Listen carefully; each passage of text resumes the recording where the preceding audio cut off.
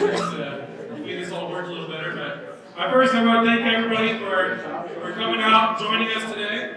For those who don't know me, my name is Chris Schwartz. I'm an organizer with the group Americans for Democratic Action, and thanks to a lot of good people in this room, I'm one of your Black County Supervisors. I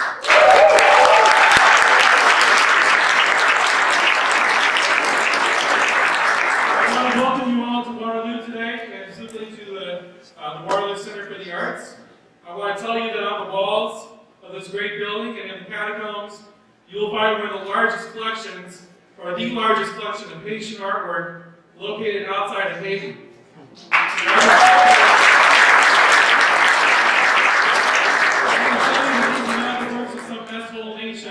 As President Trump would have you believe. They are the works of a beautiful and rich culture whose immigrants who have helped to make the fabric of our nation, our state, our great city, and in fact this fine institution. So I think it's important that if you have a chance afterwards, go ahead and take a look at this work. It's beautiful. First, I'd like to recognize all the elected officials that are joining us here today. I saw Bob Crescent is with us.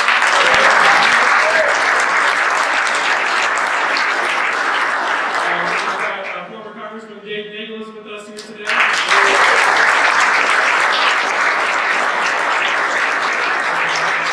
The Vice Chairwoman of the Black County Democrats, Vicki Brown, is in the house.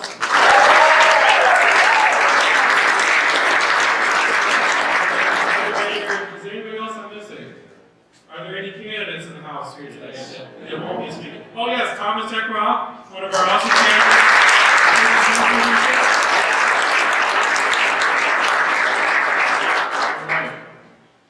So, Americans for Democratic Action is now celebrating our 71st year, having been founded in 1947 by progressive luminaries, including Eleanor Roosevelt. Our mission was to keep the New Deal alive and to keep progress marching. We've been a part of every major social movement and every monumental piece of progressive legislation ever since. Today, here in Iowa, we are focused on taking back our state capital and taking back the 1st Congressional District.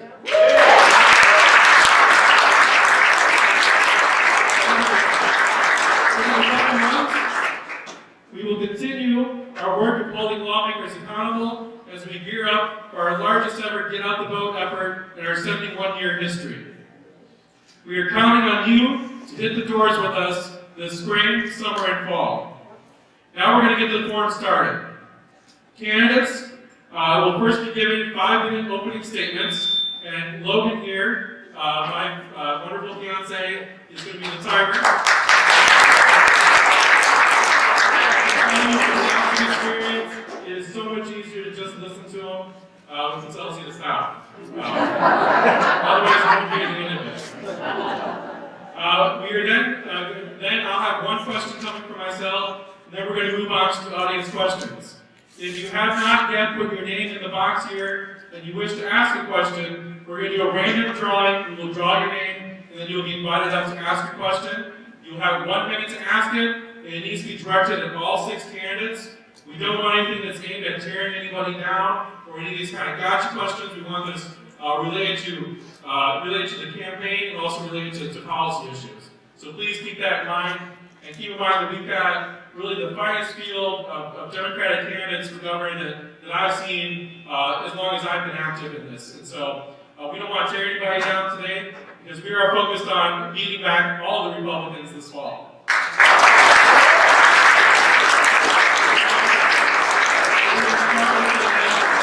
Remarks. I've got my Cubs hat here, and we're going to draw names out of this. These are the gubernatorial candidates, and this will determine the order in which the opening remarks. First up will be John Neiderbach. So John, please come to the podium.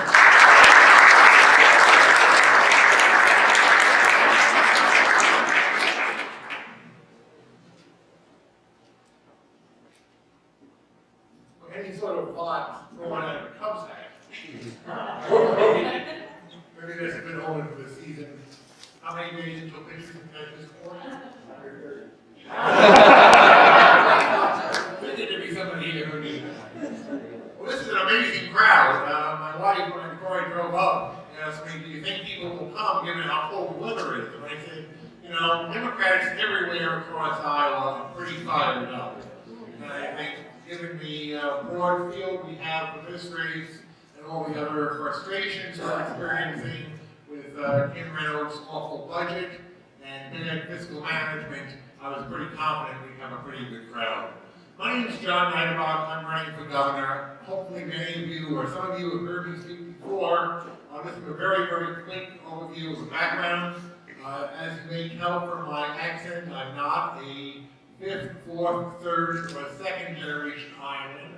I was not born in Iowa. I still have a little bit of an East Coast accent. I came here 43 years ago to attend Grinnell College. I fell in love with, quite honestly, Iowa politics, and probably candidly most important in Iowa, my wife Mary, who I've married to for 38 years. But I love Iowa politics. I worked in Iowa government for 3 decades with the nonpartisan Legislative Fiscal Bureau, and then from the Iowa Department of Human Services. I'm past president of the Des Moines School Board. I've had a catbird seat since 1981 to see how messed up Iowa government is. Now true, Iowa government probably works better than almost any other state in the country. But there are many, many places we need to improve. And honestly, what's happened with the second Branson administration has been absolutely awful. He's taken us, and Kim Reynolds has followed, from a very well-run state government with pretty good policies to a very poorly run state government. I'm sure we'll talk about that in detail today. I'll talk about issues very briefly. I am somebody who is acutely aware of how biased our system is. You can call it rigged, you can call it stacked. Our system is in favor of people with money against people without. I'm someone who is passionate about reforming our economic, political, legal, educational, and healthcare systems so that this is fixed. We can't just address individual issues. We need to look at a systemic approach. There are many things that I am fired up about on individual topics. Our mental health system is broken. I'm in favor of a massive expansion of services funded by legalization of cannabis and raising $200 million being poured into mental health and much better substance abuse services. Our education system, as the past school board president, is seriously falling behind. We used to be number one in the nation. We no longer are. Our tuition is too high at colleges and universities. We have to fix that. All these things we can do and many more if we simply get our priorities straight. We have focused too much as a state on giving tax breaks, deductions, exemptions, and frankly, outright gifts to the rich and to the big business. We need to change that. I'm in favor of repealing a lot of the credits and deductions and exemptions that have happened in the last 10 years. And also, one of the biggest single change is making sure that tax expenditures, things we do on special favors for certain people, are reviewed every year the same way budget expenditures are looked at. Can we actually afford over a specific tax credit when you consider whether or not that money can be better spent on, let's say, eradicating hunger? Can we afford a deduction when that money could be better spent lowering tuition? That's a pretty radical change. Sounds very bureaucratic, but it'll have a massive impact on what we can do as a state. I see my time is almost up. I'm very much looking forward to everyone's questions. Thank you very much for sponsoring this forum.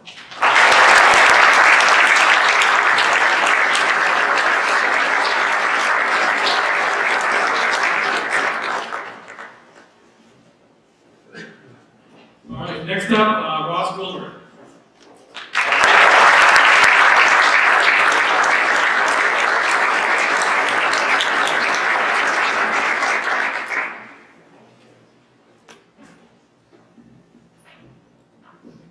Good afternoon, everybody.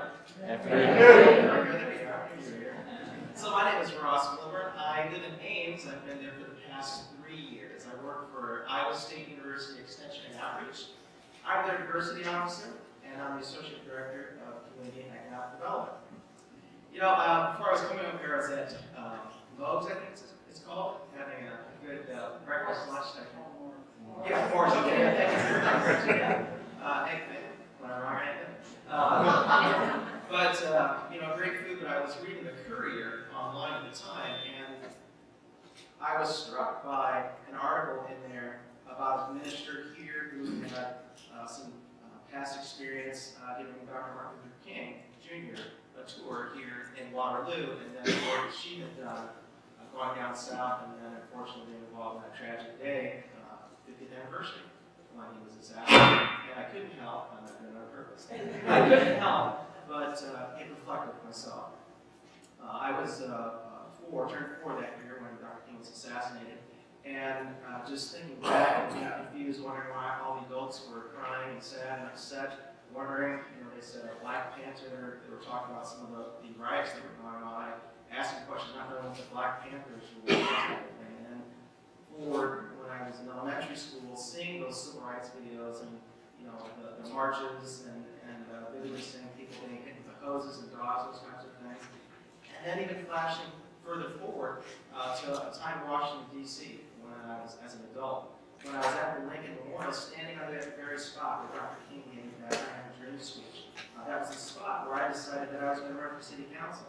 And I lived in Iowa City at the time, and I was elected. And I'm a former mayor of the city of Iowa City, and I served 12 years in the city council there. I've been a youth worker, so a social worker. I've worked with teenagers and their parents, and trying to get young people involved in decisions that help impact their lives. So really that reflecting, I think, of those past, the past 50 years since Dr. King was assassinated, and thinking about the impact that it's had on my life and the community. And it wasn't odd or unique that during the time that labor was a vital part of the civil rights movement, and our faith communities and people working together, coming together to resolve issues to improve community. Our campaign theme is let's be Iowa. Let's get back to those types of things, taking actions, putting people into office who are going to work towards improving the state, improving the community. So let's increase the minimum wage across the state, try for $50 an hour, because economic justice is a critical piece of Iowa's health and lives. Mental health care is a very big concern of mine as a former social worker working with teenagers and parents, and as a former director of the crisis center, where we have a crisis line helping people with suicide and depression. So a comprehensive mental health care system is what we need to work towards, and with some alternatives in there, making sure that we're supporting veterans. I was in the Iowa National Guard for 6 years, and my brother served in the military, and just seeing the impact on families, on Iowans, when their loved ones are deployed, and the support that their children and families are needing while they're away and returning back to the community. And speaking of young people and families, education, we've got to fund education at an appropriate level. We've got to stop expecting teachers to pull money out of their pocket to educate all of our children. We've got to stop doing that. And teachers and other public workers, we've got to return the right to collectively bargain, because we know that strong labor force helps all classes, but certainly a strong middle class and folks that are lower in the economic strata trying to work their way back up. A clean environment, we've got to be able to drink the water and breathe the air, and even beyond that, we've got to look at climate change. It is real, and we've got to look at climate resiliency, building our communities up so that we're able to handle and manage the changes that are happening in the country and the world. You know, people are going to start migrating to the Midwest, Iowa, because as the seas rise and people are starting to leave those mudslides and those kinds of things, coming to a safer place, we've got to put infrastructure in place so that we are ready to handle those things. Finally, again, coming back to Dr. King, diversity and inclusion is also important. And my relatives came from the western part of Africa, but also the Iberian Peninsula, and yes, Ireland too. But we've got to create a sense of welcome and belonging, and that's what it's all about. Thank you.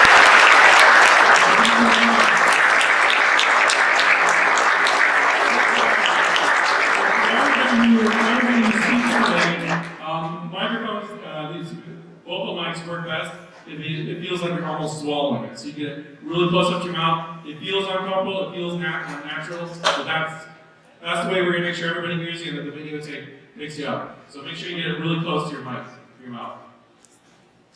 All right. Next up, Mr. John Norris.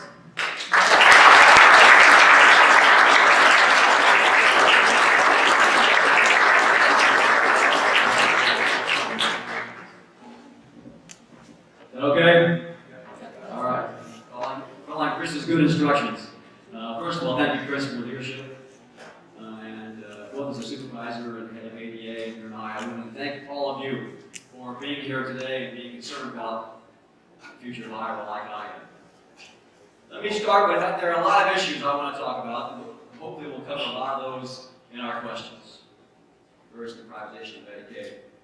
Getting health care for all Iowans, supporting public education, addressing climate change, addressing our water quality and environmental issues.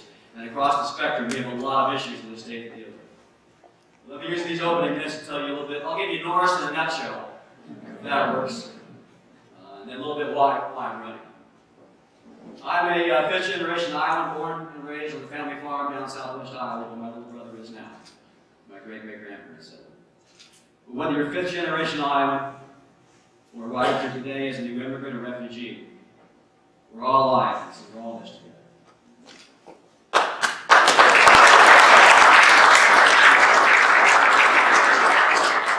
Like many of you, I grew up working for different Democratic candidates, and Tom Harkin is who I started with when I was in junior high going door to door. I worked for Tom Harkin out of college and helped get him into the United States Senate. I was a state director of the Iowa Farm Unit Coalition during the farm crisis in the 1980s. And family farm agriculture is one of my life passions, helping save our family farms. I helped set the Rainbow Coalition up in Iowa in 1987 and 88 when I ran Jesse Jackson's campaign for president in Iowa. I've been a small business owner, as a restaurant owner and vice president of the Chamber of Commerce in a town called Greenfield, Iowa. When I worked for Jackson, the former state chair of the party told me I was finished in Democratic politics. 10 years later, I was like the chairman of our state Democratic Party. When we'd gone 32 years without a Democratic governor, the longest any state in the country, and I helped lead the victory for Tom Vilsack in 1998 to become the first Democratic governor in 32 years. I served as the chief of staff. I've got some experience in cleaning up messes left by a branch state administration.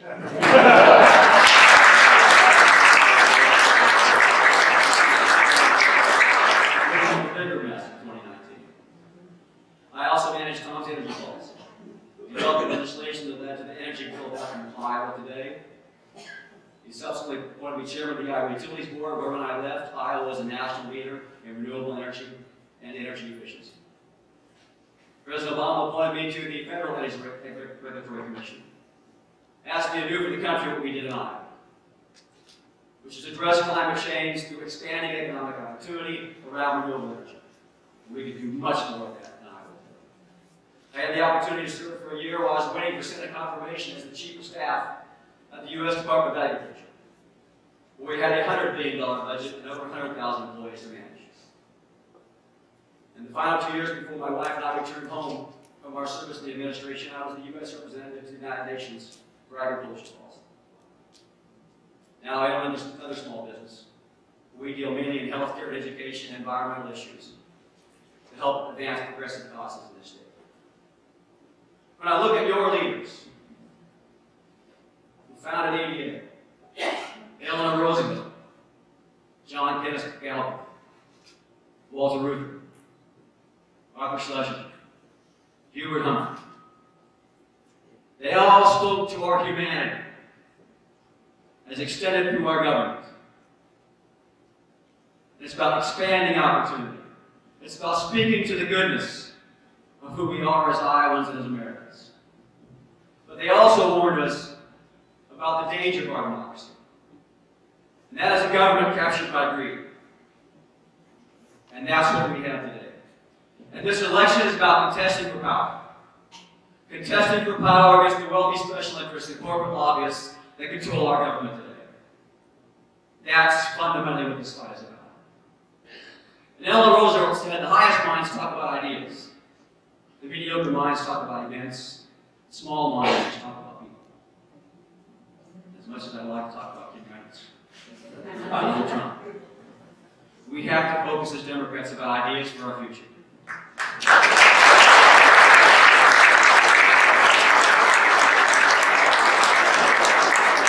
For me, it's about the values that connect us as Alaskans. Love for the land, caring for community, caring for families and people, and investing in our human infrastructure. That's what economic development is. It's when everyone's vote gets raised, not just the wealthy special interests. That's what I'm fighting for. I can't wait to talk about the issues with you. Thank you for being here.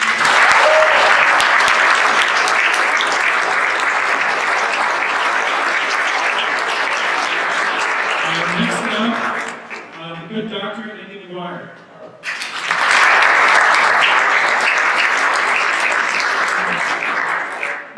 Oh, I like being a good doctor.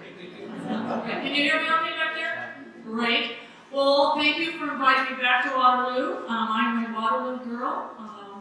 Andy McGuire. I went to West Waterloo. Someone asked me where I went to grade school, so I went to Kingsley and then went to Hoover. So many of you got those backgrounds. So it's great to be back home. And I do want to acknowledge one person here, or two people here, Dave Nagel and Deb Nagel, who have been mentors and supporters of mine. And I just, you know, you can't do it without people like that that help you along the way. So I just, if we could give them a hand.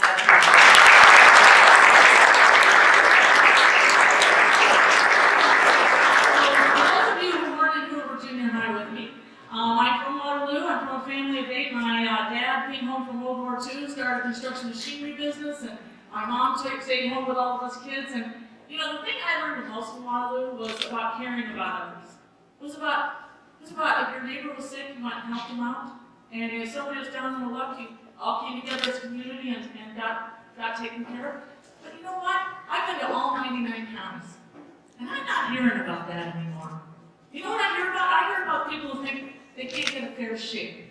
That they don't feel like the government really cares about them, is listening to them. Honestly, they think that they're putting profits ahead of people. Do you think that? Yes. That's why I'm running for governor, because I want to change that. That's, you know, the reason I became a doctor was because I wanted to care for people, especially when they were hurting or injured. And I hear that every Iowan, and I mean every Iowan, can be a success. That's what we need to have, and that's not what we have right now, and that's why I'm running for governor. Gotta tell you, I hear a lot about healthcare. Now, I'm a physician, so maybe that's why, but I don't think so. I think it worries people. And just to make it clear, healthcare is a right, not a privilege, and always will. With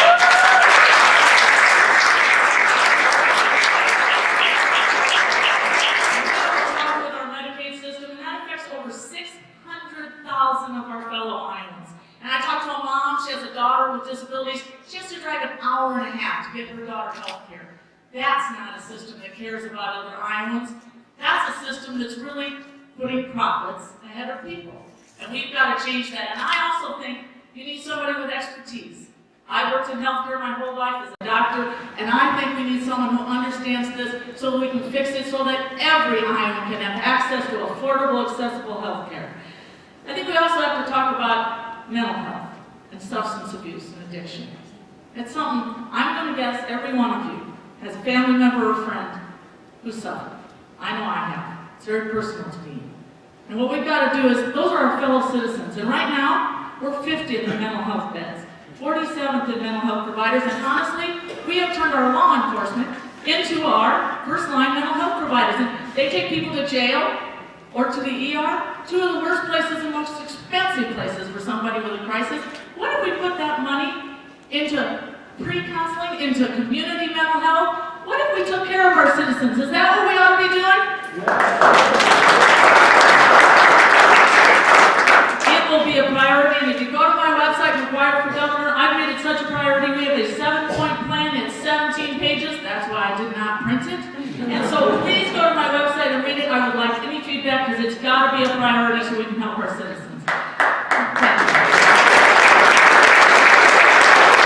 I also talk about women's health, Planned Parenthood.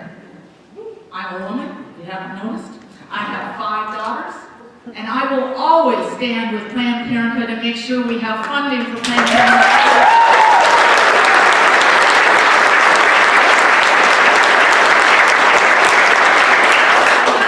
Education. When I was educated at West Waterloo Hawks, I had the greatest education you could have. You know what, folks? That takes resources. Are there any teachers in the audience? Can we get that again?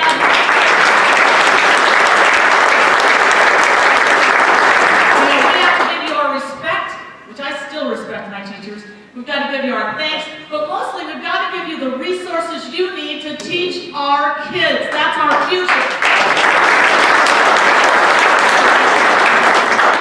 I'd like to talk one thing. I'm a scientist too, and we'll talk more up here, but climate change is a scientific fact. What do you think? So why am I doing this? I have 7 kids and 1 grandchild. And I'm doing this because I want my kids and my grandchildren and your kids and your grandchildren to be able to be successful, right here in Iowa with good paying jobs and clean air and clean water, great education that they moved here for, and great health care. That's why I want to be governor. That's the Iowa I see. McGuire for governor. Come with me, folks. We can do this.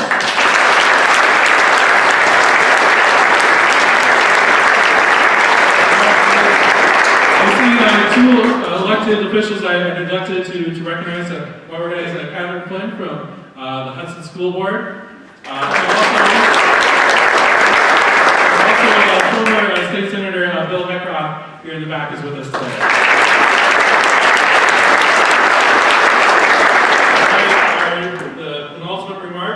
The opening remarks will be State Senator Nate Boulton.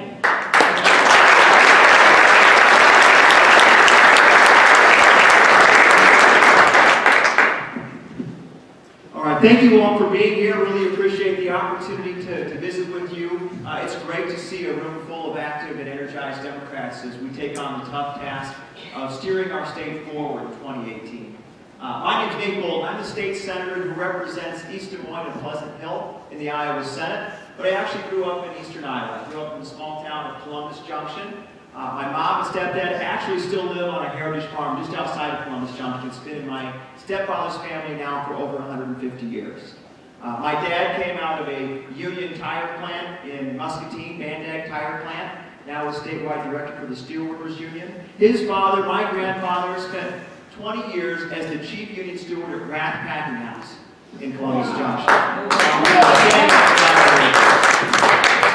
I'm proud of that history in my family, and I'm proud of taking my turn in standing up for workplace rights. I've done it for 12 years as a workers' rights attorney. I've represented people wrongfully terminated due to their age, their disability status. I've represented victims of sexual harassment in the workplace. I've represented workers who've had their lives turned upside down by workplace injuries, trying to get fair compensation and reasonable medical care as they get their lives back on track. I've represented labor unions and labor law, negotiating fair contracts worthy of the work that those workers are putting in, and then making sure those contracts are enforced. And a new practice area we've taken on in my firm, we've sued the Branstad Reynolds administration 3 separate times.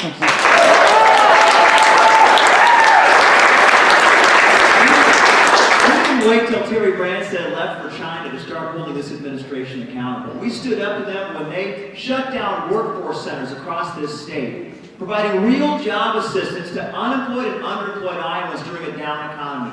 We stood up and then took them all the way to the Supreme Court, scored a victory over them in that case. And we're going to do it 2018 again, aren't we? We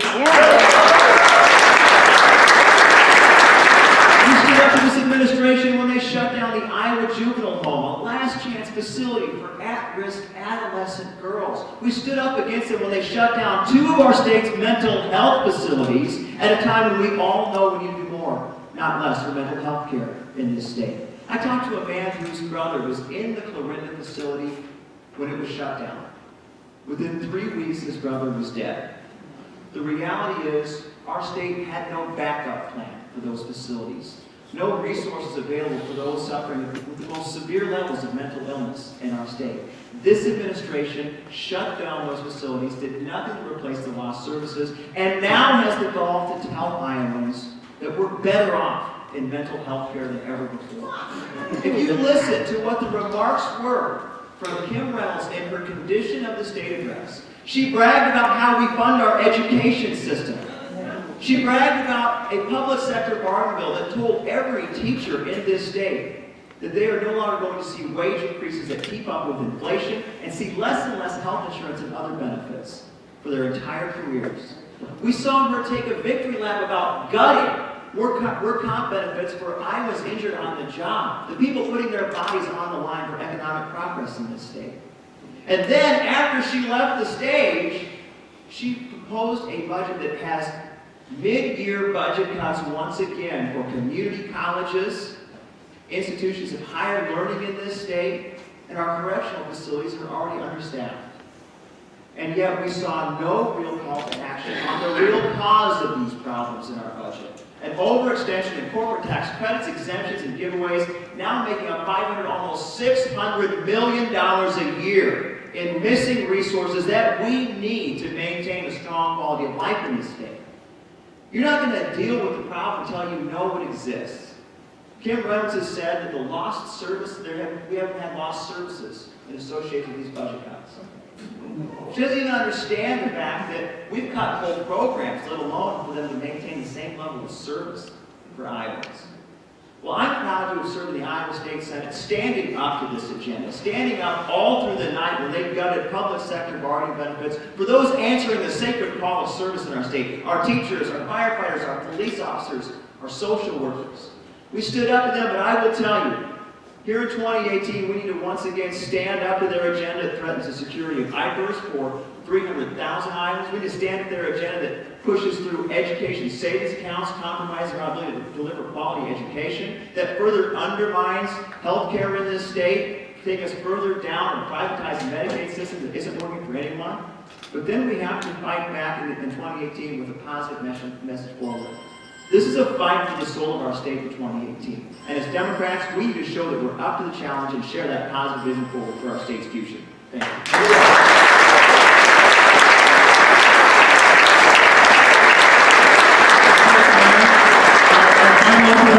Will be from Cathy Glasson, so please give a warm welcome to Cathy.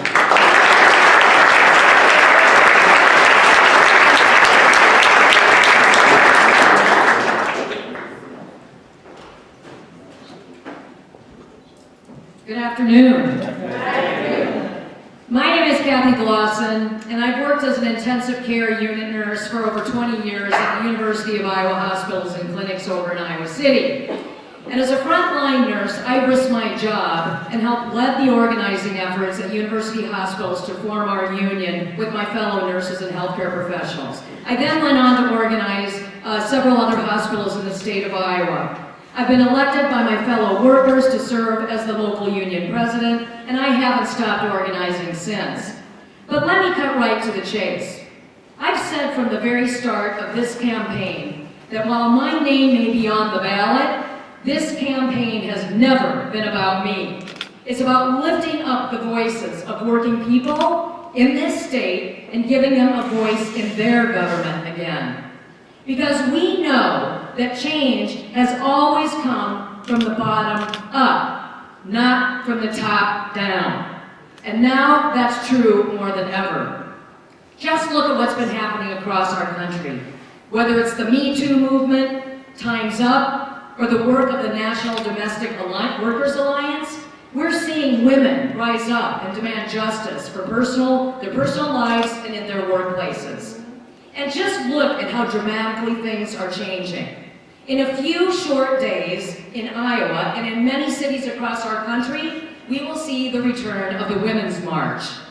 And every day, Iowans and Americans are joining together to say with one voice, this systemic cycle of harassment and inequality leveled against women must stop now.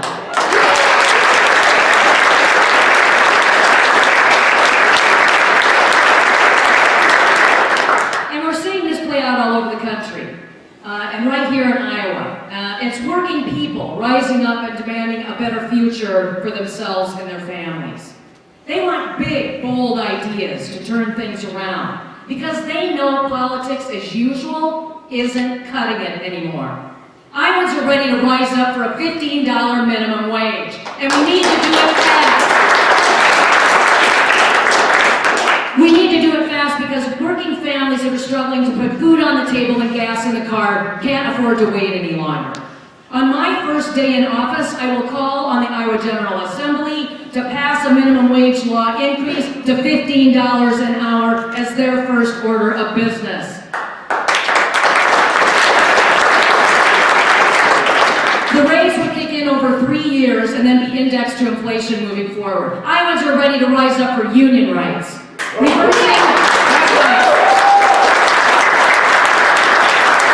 Reversing the changes in the attacks to collective bargaining and restoring union rights for the 184,000 public employees is a good first step, but we need to do more. We need to stand up to the corporations and make it easier and find new creative ways to help workers join in a union or an employee association, no matter where they work, because it's the only way we're going to do it.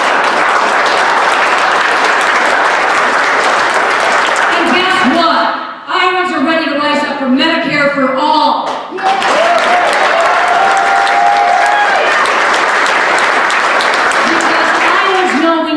For-profit insurance industry out of our health care so that Iowans can get the care they need, whenever they need it, and they never have to worry about how they're going to pay the bill.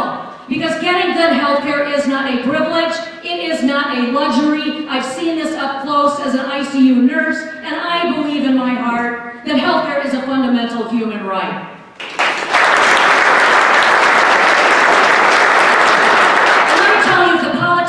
Washington don't get the job done and do the right thing for healthcare, we're going to do it right here in Iowa. We're going to fight to pass a universal, single-payer healthcare plan right here for every Iowan.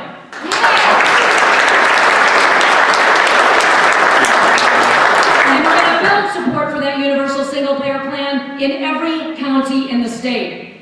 It's the only way we're going to ensure that Iowans get the care they need, including mental health services and women's reproductive health. To the thousands of Iowans who lost their health care when Terry Branstad and Kim Reynolds shuttered mental health clinics and closed Planned Parenthood clinics, defunded Planned Parenthood, we're here to tell you we're going to fight to reopen every clinic they closed. Because everybody's in and nobody gets left behind. Iowa should lead and will lead the way. Now I know none of this is going to be easy. It's not easy when your time's up. And I'll finish it if someone lets me at the table. It's not going to be easy, and we're ready to stand up, rise up, and fight back. Thank you.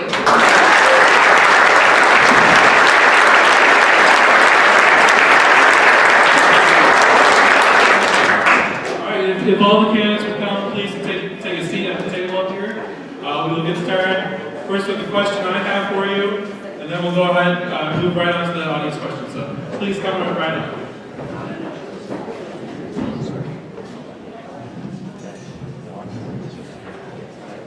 So I trust you can all do a good job of sharing the mics and passing them around. No, sit down whichever way you want.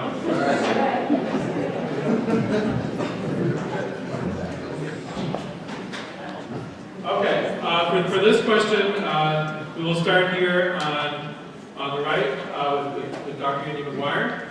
And this question is coming from me, coming from ADA, and it's on top of my mind because we absolutely have to win this fall. It is what makes your campaign the best suited to beat the Republicans this November. Thank you.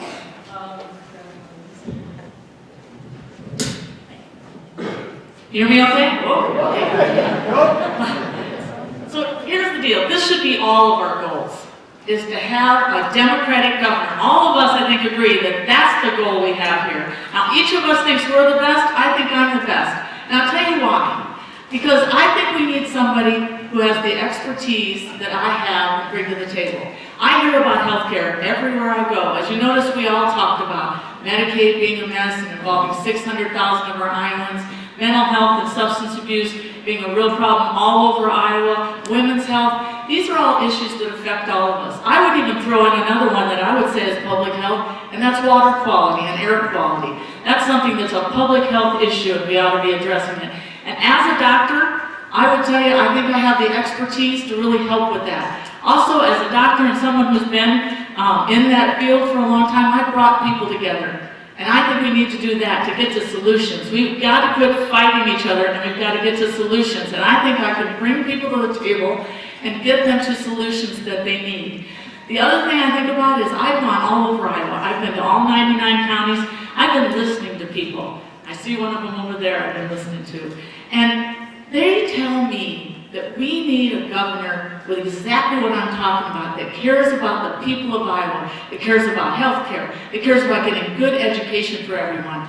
The other thing, we need someone who will stand up to Kim Reynolds and the Branstad Reynolds administration and the Republican legislature and tell them the truth about things they say. We're not getting the truth now, folks. What they're doing with the budget isn't the truth, what they're doing with health care isn't the truth, what they're doing with education isn't the truth. I will stand up and be that truth. I have the passion to do this. I've worked hard my whole life. I know I can do this, and that's why I'm going to win this election for all of you. Thank you.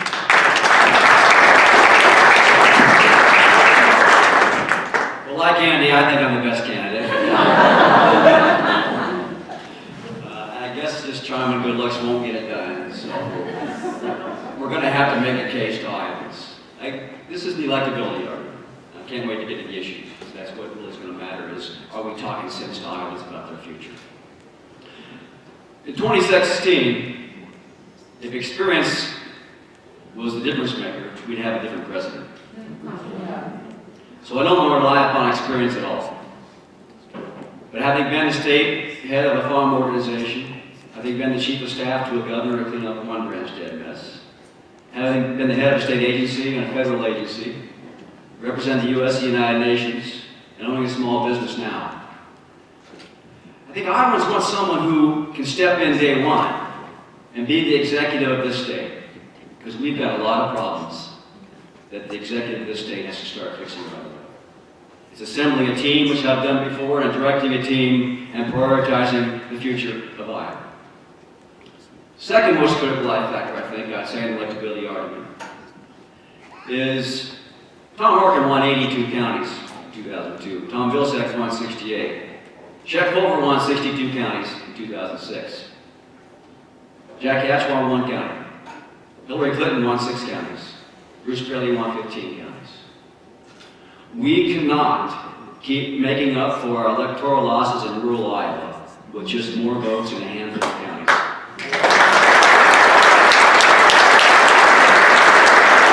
We've got to speak to rural Iowans about their future. I've been a small business owner in rural Iowa. I'm from a farm. I understand agricultural policy and energy policy as well as anyone in this state. And our future is about making sure economic opportunities extend into rural Iowa, all corners of this state. My background in energy, agriculture, broadband, small business, and knowing that the fundamental institutions of successful rural communities are good schools and good hospitals. And both are threatened today by our underfunding of education, our stripping of collective bargaining rights, and the Medicaid privatization are threatening those fundamental institutions of rural Iowa. I have an unapologetic passion for rural Iowa. And we must make sure we win back votes in rural Iowa with a message about their future. But let me be clear. We don't have, in my mind, a rural-urban divide in this state. We've got a have and have-not divide policy in this state. We have got to break the cycle of poverty, be it in rural Iowa or be it in urban Iowa, and investing in our people in education and health care and making sure that we give our children a chance to succeed. There's not enough of that today, with too many Iowa families threatened economically. We've got to fix that. That's how we win.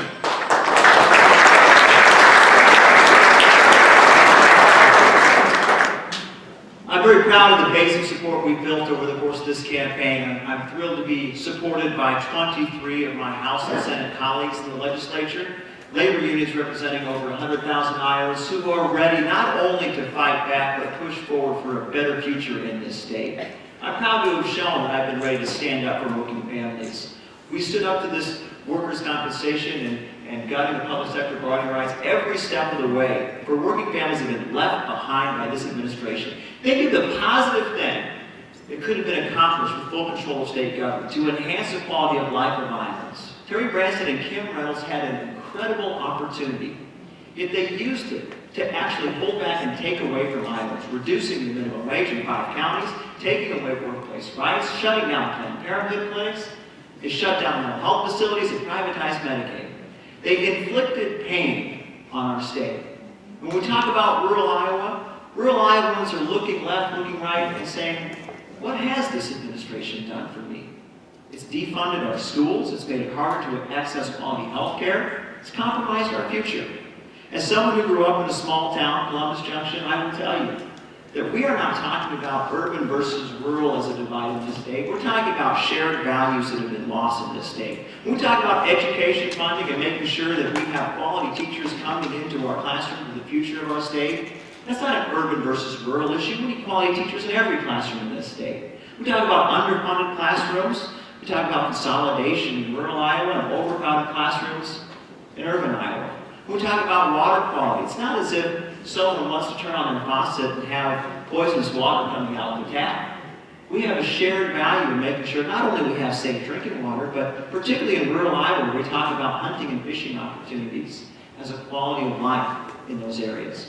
When we talk about healthcare, we're talking about access to quality healthcare in your communities. And there's no more community at stake across the state than our rural communities who are losing access to quality health care. So I will tell you, it has to be about not only showing we're willing to stand up for working Iowans in this state, but also showing that vision forward.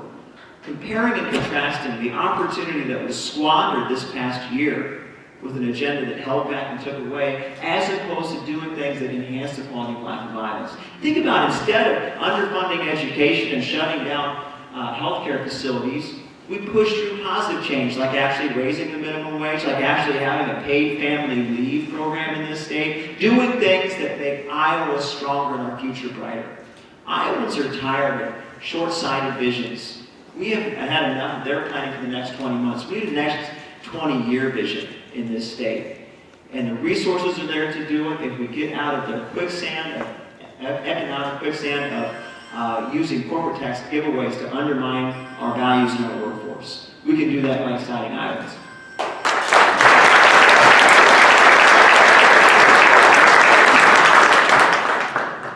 So what makes our campaign best suited to win in November is that we're doing politics in a dramatically different way. We're focused on grassroots community organizing and letting everyday Iowans lead in winning their own future. Look, I'm a nurse and an organizer, and the term organizer gets thrown around a lot. But let me tell you what real community organizing is. Community organizing doesn't mean talking to people who already have power.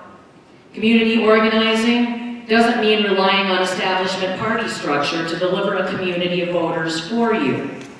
And it doesn't mean telling communities what's best for them. What real organizing means is talking to people who may not agree with you, but continuing to have a dialogue with them, to get to the root of the issues they face every single day and find common ground.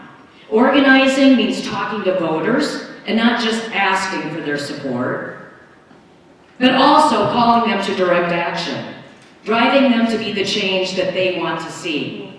Because I think what happens in elections after elections is that communities organize around candidates when they really should be organizing around the issues.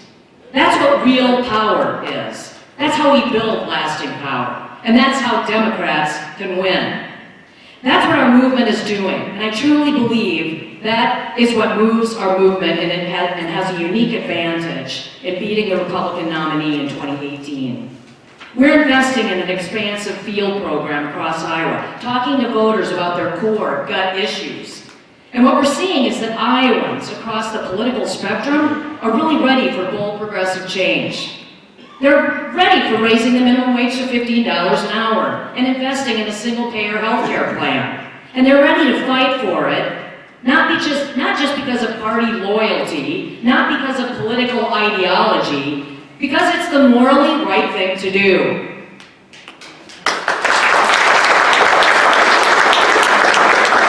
And that type of engagement not just creates a winning coalition up and down the ticket in 2018. It creates a community-based, people-powered organization that can win beyond 2018 and into 2020. If we invest in sustainable community building, we invest in the issues, we can win. It's that simple. That's what our movement is about, and that's why we can beat the Republicans in November. Thank you.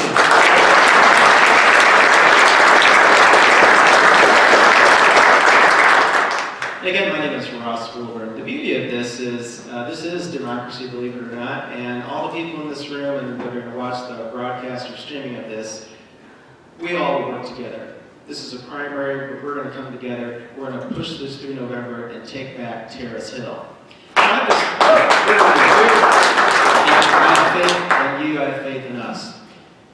What I'm offering, and just putting out to folks that I've been visiting around the state, is what do we have in our experience, what in our background can help us with that leadership and surrounding ourselves with people to make the difference that we need for Iowans. So I've been on city council for 12 years. I've been elected to a local leadership position as mayor. And as mayor, I established I signed the Mayor's Climate Protection Agreement in Iowa City a decade ago, focusing Iowa City and Johnson County on climate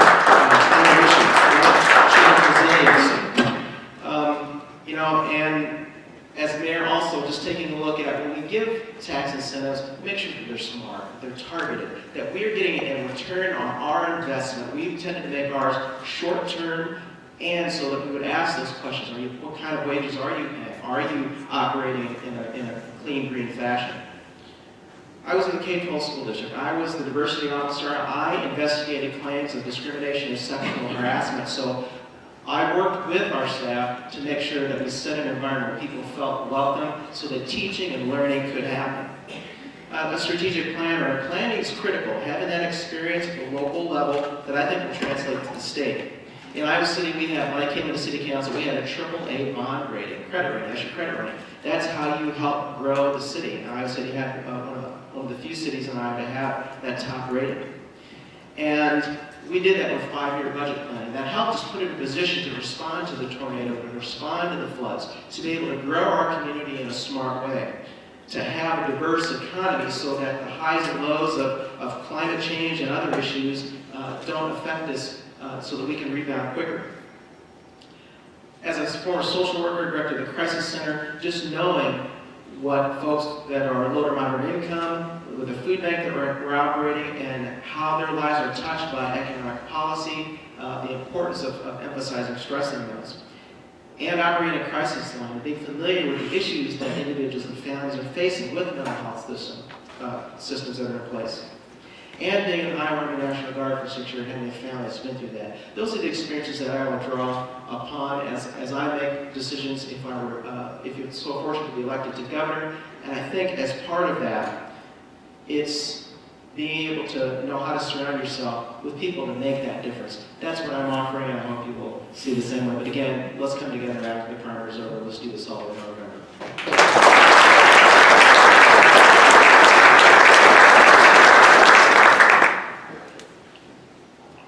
I would argue there are 3 things that set me out different than the rest of this very, very strong field and will allow us to win in November. Why have we lost in the past? Well, frankly, we haven't excited our base. Hundreds of thousands of people who are Democrats and lean Democratic don't vote in midterm elections and frankly in 2016.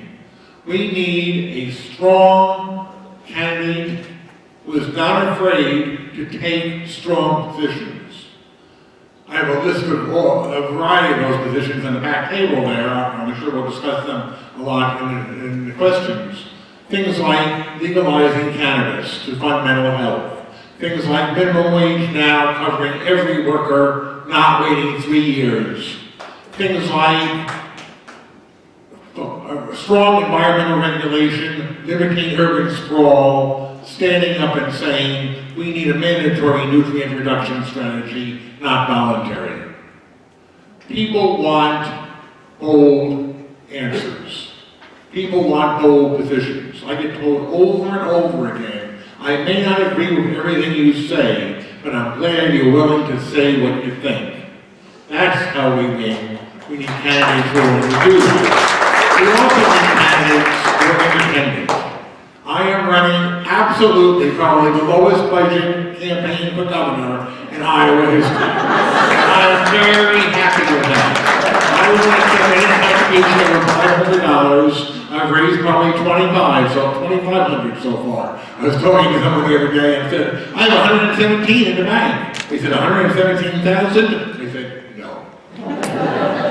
I think Iowans respond to ideas. I think that people are sick and tired of all the TV ads. I think people are sick and tired of all the doublespeak. With social media and grassroots organizing these days, you don't need that. That is not how the current occupant of the White House got in office. That is not how Bernie did so well. You can do amazing things with grassroots organizing. And third, I think we need someone with experience. I'll disagree gently with the comment made earlier. One thing Donald Trump has taught, I think, every American is there is no substitute for experience. People wanted to believe that somehow you magically change after you got in. You need somebody who is familiar with the government they are going to run. I believe I offer those three aspects. Thank you very much.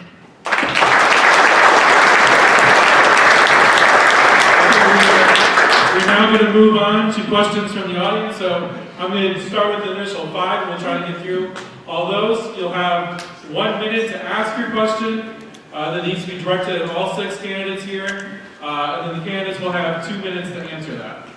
So we want to move through this as quickly as possible. That will let us get through as many questions as possible. So I'll draw 5 names here, and I'll ask you to please come up here and line up in that order.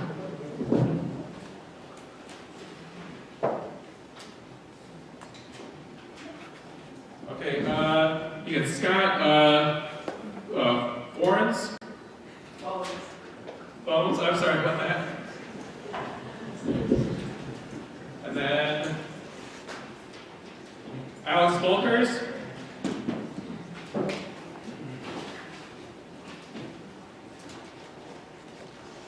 Margaret Whiting.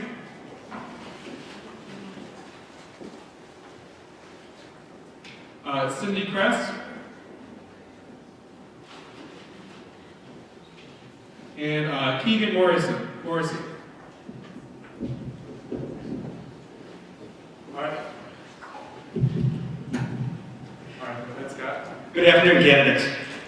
As I was driving to a campaign event a few days ago, I was behind a rusted-out Chevy pickup, and in the back window it had "In Memoriam." Now, typically, that's for someone who has passed. That's not what this said. It was "In Memoriam" for $8 corn, $12 beans, $20 milk. When we talk about nutrient reduction strategy, 92% of phosphorus and nitrates come out of farms. How do we reduce that amount when farmers today are now facing $3.55 corn, $8 beans, and $12 milk? Yeah, start with John. We have an hour to answer, right? Scott, thanks for the question. Multiple responses there. I'll try to make it succinct. Number one is we have to, instead of eliminating funding for the Leopold Center, we should be doubling funding for the Leopold Center and increasing public research. We can help farmers realize they can be more profitable and more responsible environmentally. So we have to really push on cover crops. We need half the state in cover crops that are reduced enough. We need a moratorium on CAFOs, which is a large contributor to phosphates and E. coli in water systems and lakes and rivers and streams. And redo the master matrix with realty, having to qualify in all 3 categories and be enforceable, have DNR agents that can enforce the master matrix, and empower counties to set limits above the master matrix should their topography demand that or their economy demand that.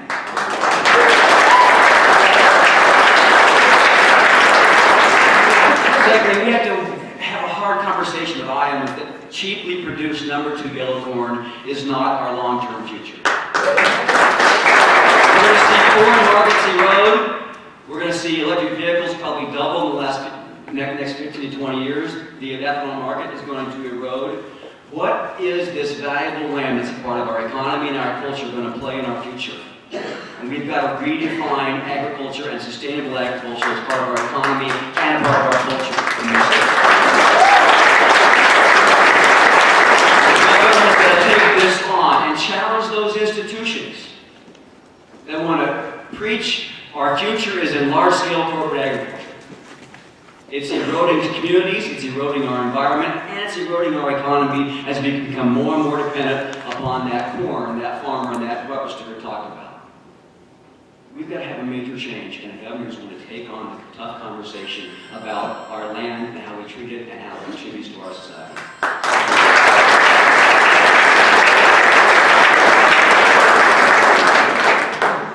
As we talk about rural Iowa and the opportunities ahead for rural Iowa, we do have to have a serious conversation about how badly this administration has left rural Iowa and our farmers behind. And that conversation starts by focusing on all those family farms out there, people who live on century and heritage farms in this state, wanting to have a future in agriculture for the next generation of heritage farmers and century farmers. But we won't have that if all the farming operations have to be large-scale operations with dramatic cost investments that can't allow smaller competitors. The reality is, the thing that threatens rural Iowa the most is when we undermine the rural economy by eliminating quality public employment opportunities. Because I will tell you, if you talk to a small farmer or a small business owner in a rural community, you're very likely talking to someone who has a spouse working in a school or a courthouse with reliable benefits, steady income that help that farmer or that small business make ends meet during the ups and downs. We do not have to have singular investments in singular crops. We have diversified agriculture that can spread throughout the state. I voted against the defunding of the Leopold Center. I supported Senator Herman Kernbach's efforts to keep it operating. I will tell you, when we talk about the future of agriculture, the Leopold Center does things that not only address the problems of agriculture for production today, but for the next 10 and 20 years, looking for plans forward. That's what we need as in terms of investment there. We also have to get rid of this conversation of it's farmers versus non-farmers in terms of conservation and preserving our natural resources.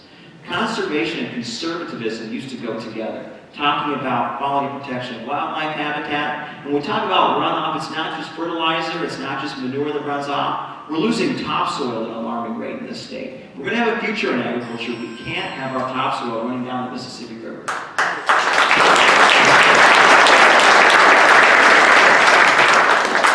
So the fact of the matter is that Iowa has over 750 waterways that are polluted in this state. As governor, I believe we need a moratorium on the growth of factory farms and expansion of farms in the state of Iowa until fewer than 100 waterways are polluted in our state. And we need to enforce regulations, we need to fully fund the DNR, we need to fully fund the Leopold Center, encourage farmers to use sustainable and regenerative farming practices.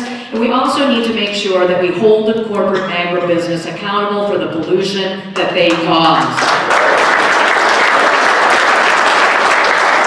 We also need to help family farmers so that they can raise their crops and get a good price for that. I support a minimum price for farmers so that they never have to suffer the loss just because the cost of putting their crop in the ground is higher than what they get from their yields. And we need more transparency in the system. Right now, we don't have a clue how many factory farms we've got. We absolutely need to have stricter enforcement, regulators, the DNR funds to make sure that our waterways are clean and that the nutrient reduction strategy actually works. And that's my position on that.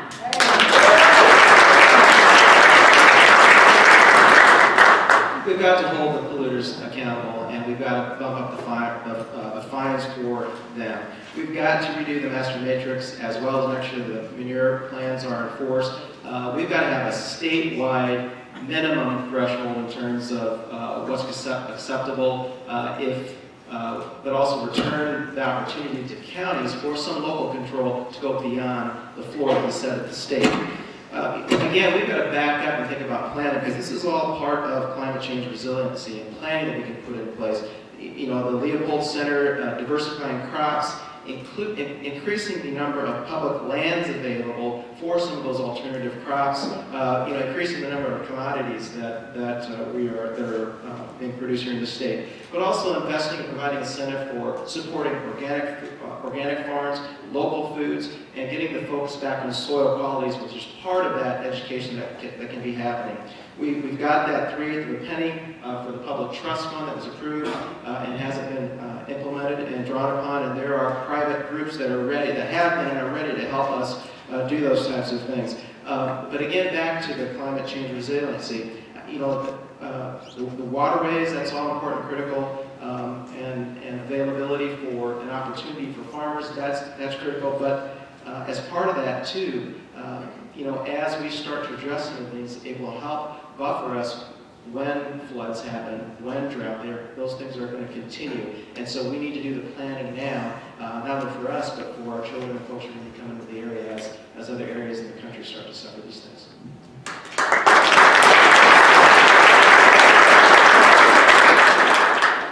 Well, a long list of ideas have already been run through. I haven't heard anything so far, but I disagree with.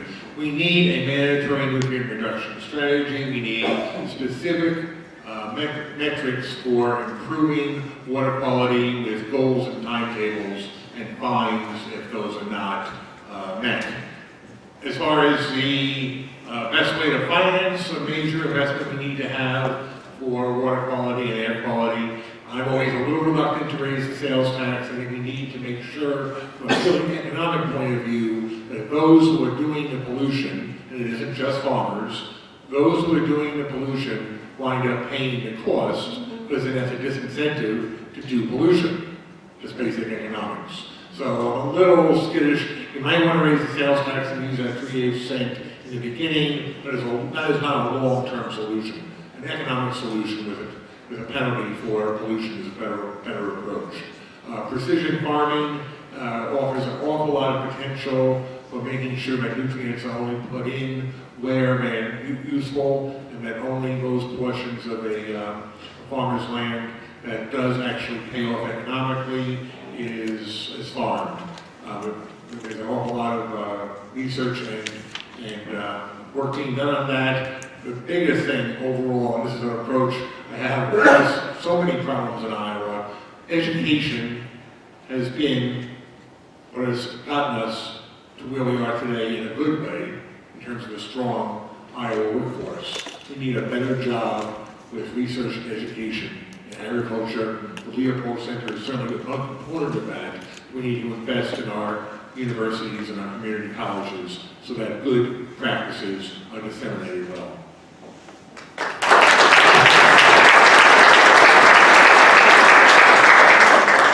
Scott, great question, and I'm gonna veer to one part of it, and that's the water part. And as a scientist and as a public health person, this is something that affects every one of us every day, and we have to make sure we do something about it. And it amazes me that the Republicans talked about, they thought maybe we just measure less. I mean, I can tell you as a scientist, the first thing you want to do is know where you are. And so we've got to measure. Now, right now we know that more than half of our waterways are impaired, but we need to know where they are. Then we need to bring everyone together. And we need to say, every stakeholder, and I agree with the rest of the people I think on the panel that everybody has to be involved in this decision, and I think everybody wants to be involved because it's everybody's water, it's everybody's children and grandchildren. So we have to get everyone together, and then we have to set metrics and goals of where we're going to go, and we can't have it voluntary. We have to have mandatory ways of getting those accomplished. And they are accomplishable. We have some land, and we have buffer strips, and we do cover crops. Those sort of things are done and need to be done more. But we also have to be sensitive to all the stakeholders and not hold anybody as, demonize anyone. And I got to tell you one thing, folks. We got to get a farm bureau that actually represents farmers. Would you like that? There are so many things when we talk about CAFOs, that's another part that's adding to this, and you're right about the phosphorus. We have got to look at all the different ways we can be an agricultural state. And one thing we talked about was the Leopold Center. I would go farther than that. I think large stakeholders in the Republican Party are holding down our research at all our universities into this and the Farm Bureau. And we need to get that research going because we can fix this problem. Thank you. Okay, the next question comes from Alex Folkers. Education and healthcare are two big issues of Iowa as a country, and while you all have talked a lot about providing those services to Iowans, how will you regulate and pay for a for-profit industry like higher education and healthcare? Great question. When we talk about being able to pay for the quality healthcare system, the quality education system we need, it just makes me angry thinking about how much time and money we have wasted and seen our state slip further and further behind. I mentioned earlier, I'm on the Appropriations Committee in the Iowa Senate. We're going to start out this session, starting next week, finding $50 million to cut from already strapped parts of our government. That includes our community colleges and our higher education institutions like the University of Northern Iowa. That's inexcusable when we can identify very easily $600 million being given away to some of the wealthiest corporations on the planet at a time when we have seen education underfunded now 7, soon to be 8 consecutive years at the pre-K through 12th grade level.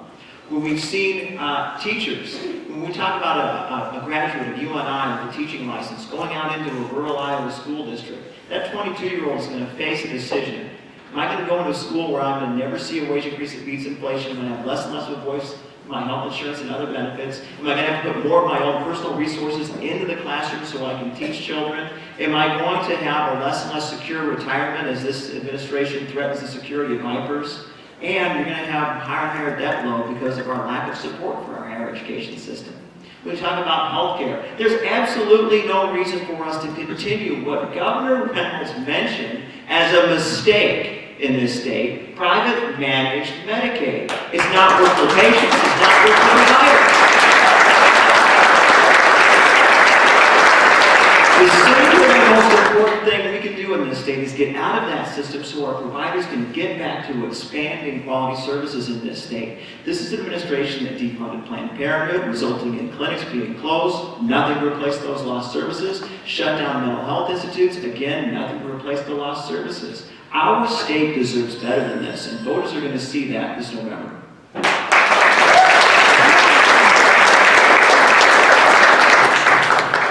Well, it's really about values and priorities in the state, and obviously with my fellow colleagues here, the $600 million annually that we give to corporations that absolutely don't need it could be used to fund higher education. We can also freeze tuition at our public universities and find ways, work with stakeholders and the experts in higher education. I believe we need to allow students at our public universities that will be guaranteed to graduate from in-state undergraduate college universities debt-free. We absolutely have to figure that out. And we pay for that. And we pay for it by rolling back the tax credits and help students rebalance their student debt because we have massive student debt in our public education system. We also need to fund K-12. I'm running to, I believe as governor we need to, and I'll challenge the legislature to increase K-12 funding by 6%, and I veto anything less than 4%.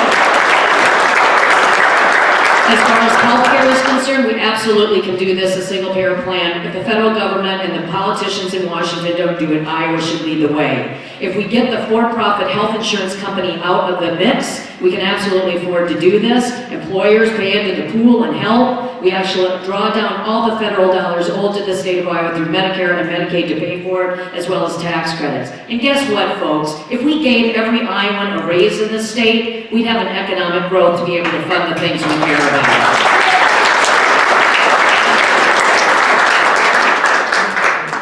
Education and healthcare.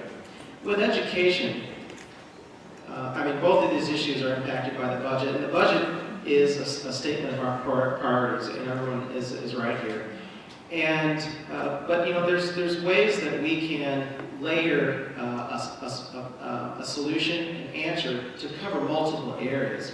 You know, with education and higher education, we know, for example, we've got an issue with mental health care and enough qualified providers. So, you know, do something like the state of Tennessee, I believe it is, with a Republican governor, where if you don't have a college degree or certificate, when you know you've got an area that, like mental health care providers that need education there, you know, let's after other forms of financial assistance, we'll pick that up if you give us 2 years, if you give us 3 years in the state using that for areas that we need, like mental health care. Speaking of mental health care, we are going to pay one way or the other. We can pay upfront in a preventative way, a smart way that Iowans know makes sense, or we're going to load up our correction systems, or we're going to read about more of our loved ones committing suicide in the newspapers. So part of it's getting ready rolling back some of those tax breaks. But if you're going to give them, again, make sure that they are targeted or specific, that they're going to assist with some of these critical areas that we've been talking about.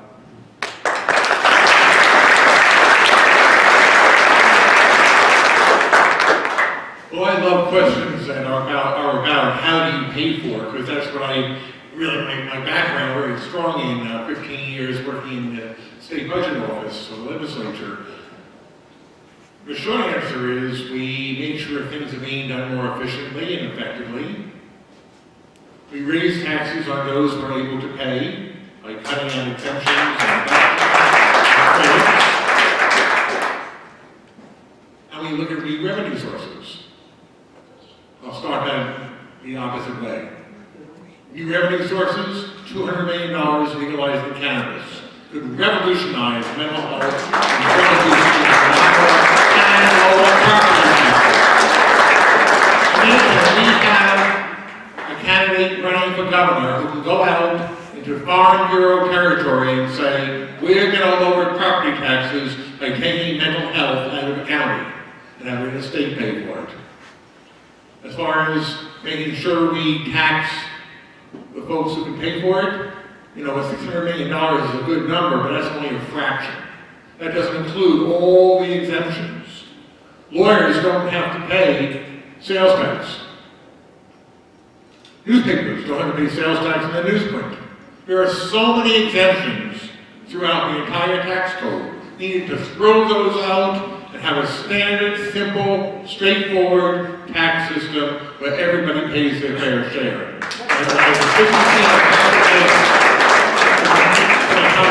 The number one example there is privatization has been a total disaster. What's so frustrating about it is all the folks who work inside DHS, the middle management people who were involved in it, sounded the alarm before this was ever implemented. They said this is a disaster waiting to happen if the ideological folks went ahead with it.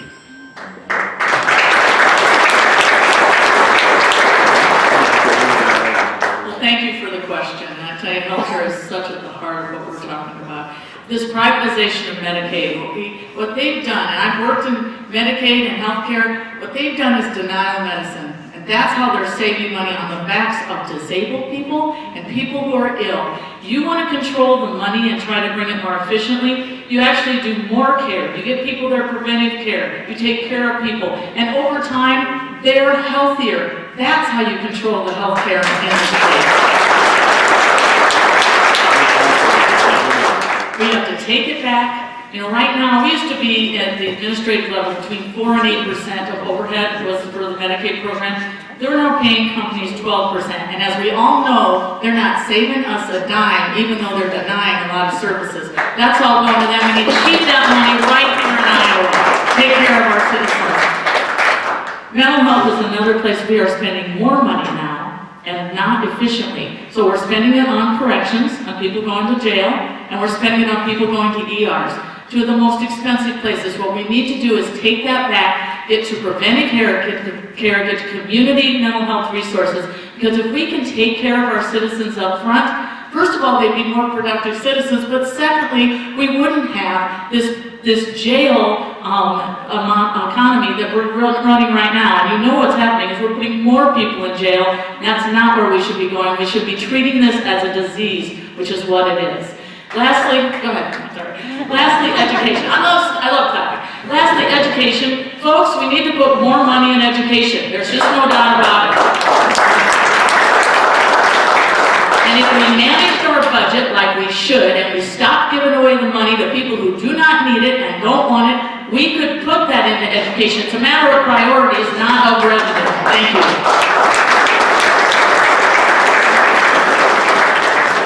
Thank you, and thanks for your question.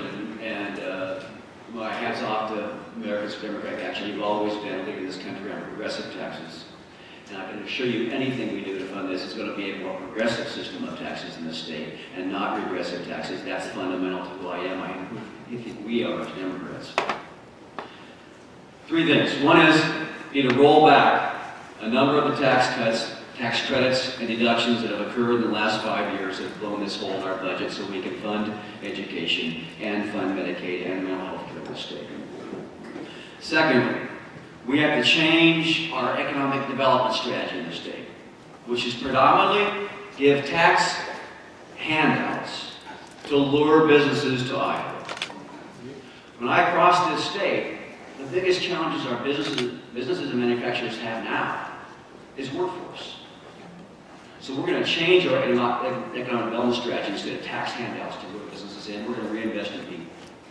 We're going to develop a workforce that enables our state to grow and all Iowans to benefit from our economic development. That means investing in education and daycare.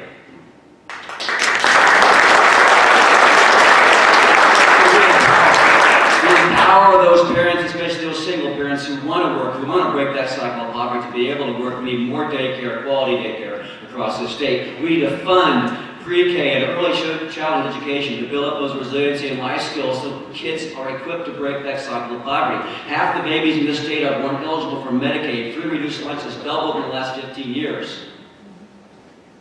Why are we not listing those statistics and taking action about them?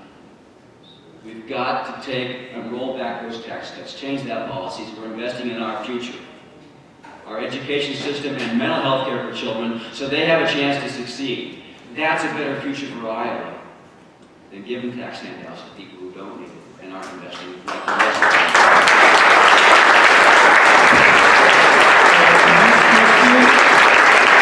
Next question comes from Margaret White. Hello. My question is similar to the very first question, which was about water quality in Iowa and CAFOs, and a couple of you already said that you would be supportive of a moratorium on new CAFO construction. And I'm wondering what the rest of you think about having a moratorium on new CAFO construction, at least until our water quality issue is addressed.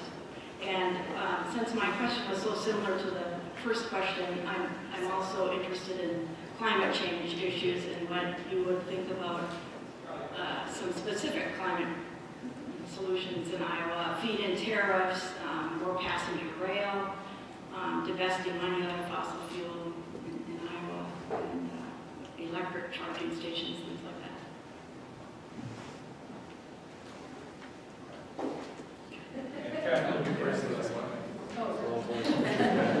Well, I already answered your question earlier. I was the moratorium on the factory farms until fewer than 100 waterways in our state are polluted. We don't know where the factory farms even are. We don't even track those, so we absolutely need more oversight. I'll talk more to the climate change issue. We absolutely have new ideas and ways to reduce the carbon emissions as farmers. Every time a farmer tills their land, their crops, carbon gets released into the air. So we need to work with family farmers to make sure that they understand that there's new methods to farming that they can use that would decrease carbon emissions.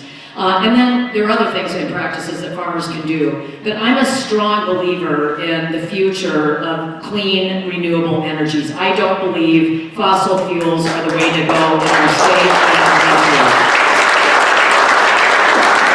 And I'll just be straight up with you folks, I am not a supporter of the pipeline. It is not the future of energy in our state.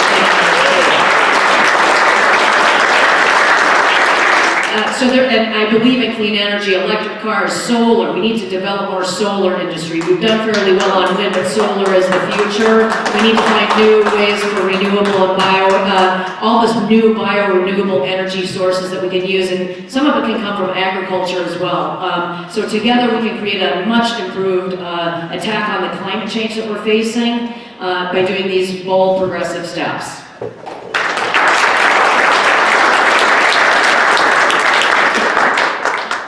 In terms of a moratorium, I have first talked about the matrix, staffing the DNR so that they can invest, putting a director in place that will enforce, say you will enforce the rules. The moratorium itself, I need to have something in place along with that. It's not just a moratorium and stop, but put a moratorium in, and then we are also getting our hands around the number. We are enforcing what we have in place. We're starting the process, putting together a team to take a look at the matrix. But also, I think with the moratorium,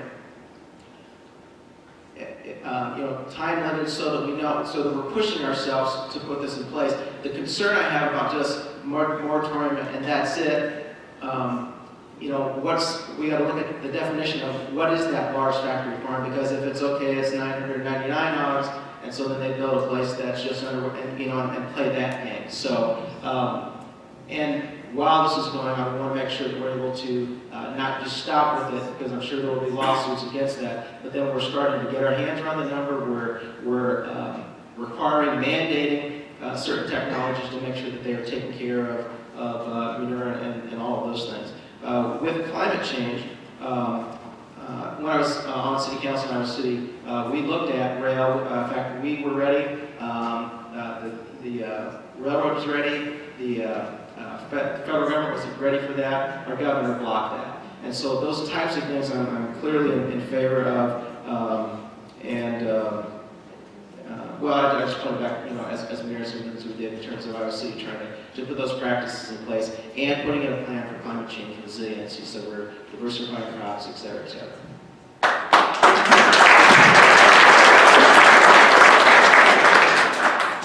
Yes, on the moratorium, but that is a starting point, as Ross said. We really have to look at making sure that there is aggressive movement going forward past the time of the moratorium. Otherwise, there'll be lots of gaming of the system as we have now, and we have to make sure that doesn't happen. You need a revision of the master matrix. You need strong incentives in order to have agriculture that does not pollute. I'm in favor of a public bank, a state bank of Iowa, to make sure that we have capital available to fund pollution control efforts. As far as global climate change, I think we need to review every single aspect of government policy and every aspect of government operations. There are so many ripples in both local and state government and schools too that impact what kind of carbon footprint we have. Affordable housing, making sure that there are housing units that workers can take and use close to new jobs. Otherwise, people have to drive very long distances to get to the jobs.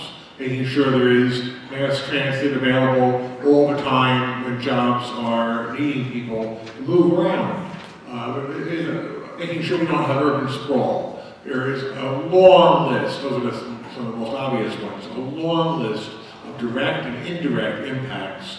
We have to make sure that all government operations, all government policies are reviewed in the context of what can we do to minimize global climate change.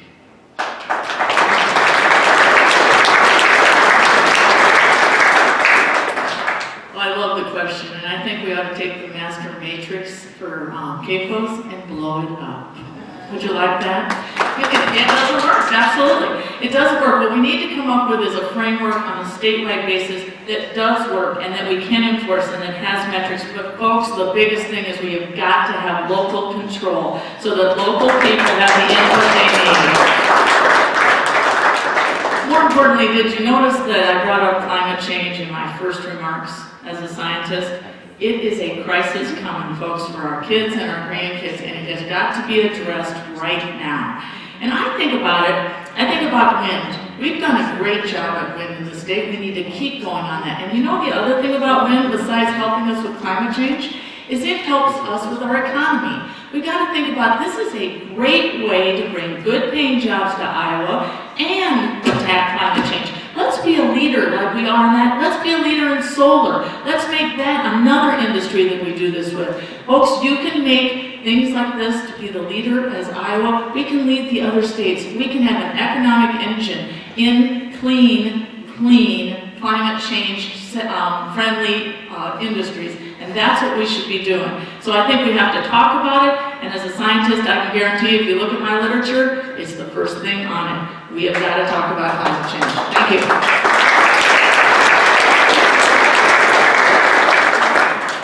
Thank you. This is one of the most valuable things about having that governorship. Is the other side treats our water quality issue like climate change. Deny, deny, deny. We can no longer deny that we have a water crisis issue in Iowa. I don't take calling for a moratorium lightly. That's a substantial measure for our government to take. But when we have a water crisis like we have in this state, that's when it's time to step up. And the governor can change the conversation and hold those people who want to deny that we have a water crisis or deny climate change accountable. Our current governor says she's a leader in STEM. Science, technology, engineering, and math. How can you say you're a leader in STEM but deny climate change and deny we have water crisis?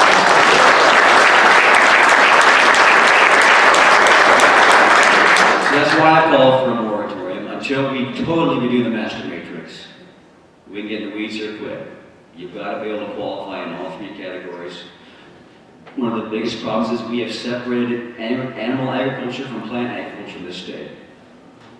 That's a fundamental change of how the land is a living, breathing organism and works in spreading of animal waste. And too many of these CAFOs do not have even close to the amount of land under contract to spread the waste, and that's what causes it to seep into the fractured bedrock in this karst topography and get in our underwater aquifer system that's poisoning the water supply, or in surface water where we can't live in this state and swim in our rivers and streams and lakes. What's the signal we're sending to our young people about our concern for their future and wanting them to live in Iowa? We want to protect the lakes and rivers and streams, and they want to have recreation. Quickly on the climate change, we need a feed-in tariff and we need net metering that does not limit how much an individual can produce in terms of energy and solar energy on their rooftop or in large-scale solar, so that we get payback.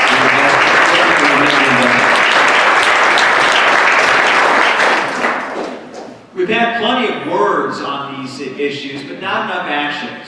Again, we heard from Governor Reynolds talk about a monumental water quality bill that's going to come through. Well, it's not monumental if it just has the words water quality in it, but does nothing to affect impaired waterways in this state. I'm proud of my actions on these things. I'm proud to have introduced a bill in the Iowa Senate that actually would have funded the Iowa Water Land Legacy Trust Fund, not only getting Democratic sponsor, but getting an independent co-sponsor with me in that effort. Unfortunately, we couldn't even get a subcommittee hearing out of the Republicans in the Iowa Senate to bring this topic up. That's something not only did Iowans ask for by over 60% of the vote, but a recent poll just came out showing us now 70% of Iowans want a real solution that puts resources behind getting us out of impaired waterways and managing our water and land appropriately for wildlife habitat in this state. And it's not just about managing it appropriately, it's about economic opportunity. I'm very proud of the work my wife Andrea does as a statewide trails director for the Iowa Natural Heritage Foundation. Think about economic opportunity of having people come to Iowa and enjoy our biking trails, hiking trails, and water trails if they know that the natural resources that they're going to be enjoying are going to be protected and quality resources. They might not see a beach closed sign, toxic bacteria levels next year, not because the bacteria went away, but because of how much cutting was done to the DNR's budget. We're not going to be able to know if that waterway is impaired. That's how serious this problem is. And that's how committed I've been to it. I voted in favor of local control. I voted in favor of nuisance lawsuits to make sure that neighbors can stand up to operations that are impairing their quality of life right next to them. I'm in favor of not only addressing the problem of climate change for climate change's sake, but for Iowa's economic state, where we have quality-built Iowa wind turbines and solar panels, investments in biofuels. We can lead the nation in answering the problem of climate change and do it as an economic advantage in our state.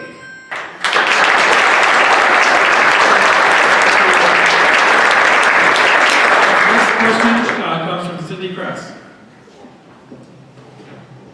I am an addict in recovery and a convicted felon. Governor Vilsack gave me back my right to vote, and through scholarships, grants, and loans, I was afforded an excellent education at the University of Northern Iowa.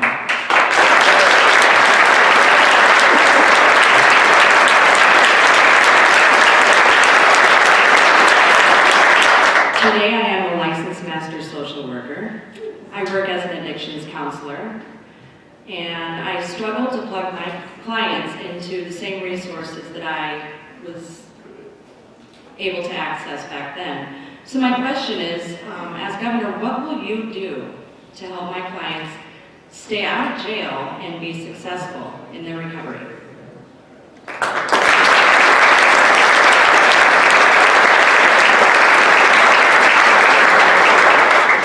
Well, Cindy, thank you for the question, and congratulations on your hard work. Part of it's going to involve criminal justice reform. And,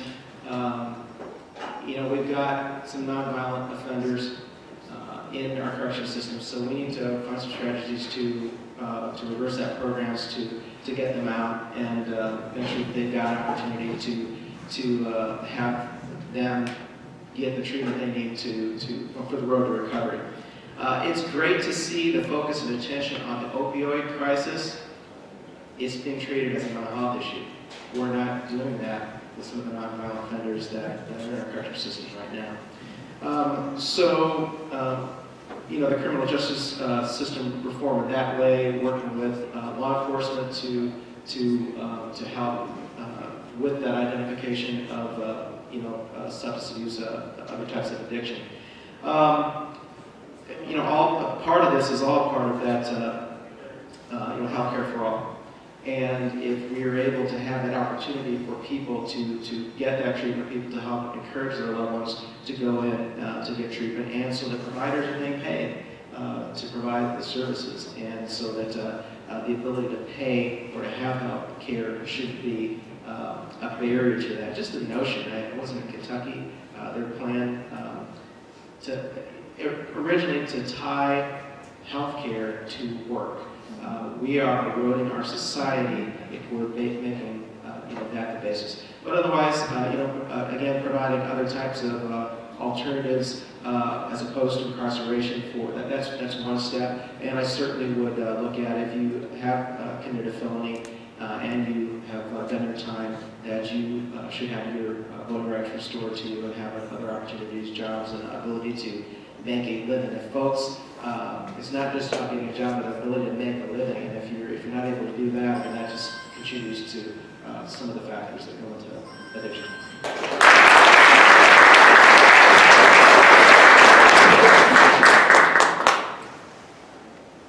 That was a great question, and thank you very much for asking it, and also congratulations on what you've done. I don't think drug use has any place in the criminal justice system. I think the Iowa Democratic Party platform calls not just for the legalization of cannabis, but the legalization of all drugs. It doesn't mean people should go out and use drugs. But the idea of putting people, incarcerating people for drug use is ineffective and totally wrong-headed. Yes, not everybody will voluntarily seek the treatment they need. We have ample laws for involuntary commitment under the civil system to handle that.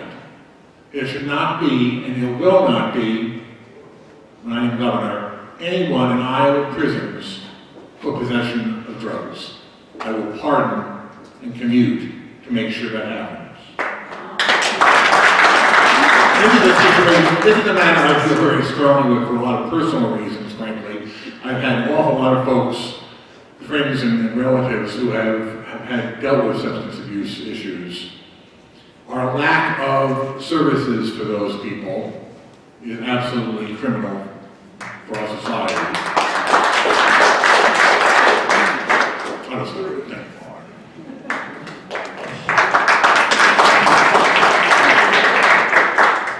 Well, thank you for your question, and thank you for going into the field, because it's a field people go into because they're passionate, and we need more of you, as you know. We're 47th in mental health providers, so thank you. But we also need to address that and get it everywhere in Iowa. And the first thing I would do is, besides for providers, I have a mental health plan, and it talks about destigmatizing. And even when you were standing up there, we need to talk about mental health, addiction, and substance abuse like the diseases they are. Like a broken leg, like diabetes. This isn't a character flaw. This is a disease, folks, and we need to treat it as such. In my plan for mental health providers, a lot of times they go to school and they get huge debt, and yet these are not jobs that pay huge salaries to go into it because of the passion you have for helping people. So I've suggested that we have scholarships. If you go and work, if you get into a mental health provider education, you go somewhere for 5 years in Iowa that's underserved, that there would be a forgiveness of those loans so that you can go into mental health. I think that does a lot of things. It gets us more mental health providers, it gets the loan crisis for some people taken care of, and it repopulates a lot of our places that need young people to be going into those services so we can have community mental health services. Lastly, drug diversion. We put so many people in jail that are non-violent offenders and have a disease, and that's not the best place for them. I would like to see more emphasis on drug diversion, so instead of going into our jails, they get to go into treatment. Now, folks, this is treatment that if they don't do what they're supposed to do, they're back in jail, but we've got to treat this as a disease, and we've got to get people cured so they're productive members of Iowa.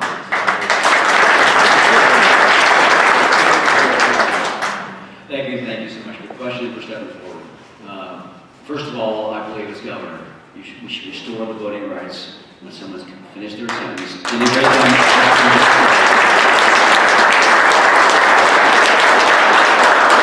We're all better off when people have a stake in our democracy and we make voting easier, not just for ex-offenders, but everyone else in our society. I'm proud of my wife, Jackie. She's the CEO of Goodwill in Central Iowa.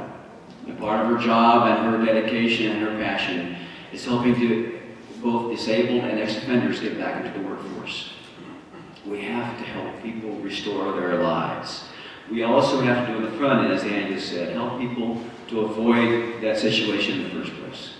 We have a broken mental health system in the state, particularly for children. We have no system for children in the state. Medicaid is the primary payer of mental health services, and the privatization of Medicaid has just made it more and more difficult to address the mental health needs of our children and of our adult population, and substance abuse being included in that. We know that our prison population is over half made up of individuals with substance abuse problems and mental health problems. Yet we have no system in place to help address that. It is one of the biggest failures of our state and our social safety net. The privatization of Medicaid. Just think of the logic on this. You're going to take a system that's worked fairly well for decades. Now carve out a margin profit for for-profit commercial managed care organizations and expect to get savings and better health care. We're not getting either one. And it's individuals who need mental health services and substance abuse services who are paying the price for this ridiculous, failed experiment in privatization of Medicaid.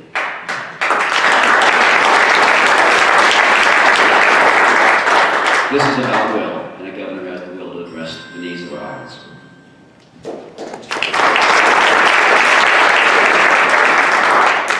I think we all know that Iowa is a better place when Iowans can live up to their full potential. And you see an example right here. So thank you for bringing up this question and showing us that you're ready to lead by example. Because the reality is, if we believe in our correction system of rehabilitating people, we have to give them the opportunity to live out that potential. And it means, yes, restoring the right to vote automatically when people have paid their debt to society, and also making sure we ban the box and employment questionnaires so they can get back into the workforce as easy as possible. We'll talk about the resources, again, for substance abuse and mental health funding. When we talk about addiction as a real problem, the resources have to be there. Governor Reynolds mentioned in her Condition of the State address that her solution to mental health and substance abuse is to have Des Moines University graduates asking more questions in their clinical situations of their patients about their mental health. Well, if you're in a position where you can have that nice conversation with your doctor on a regular basis about your mental health issues, you probably aren't one of the people we're concerned about having access to quality mental health care.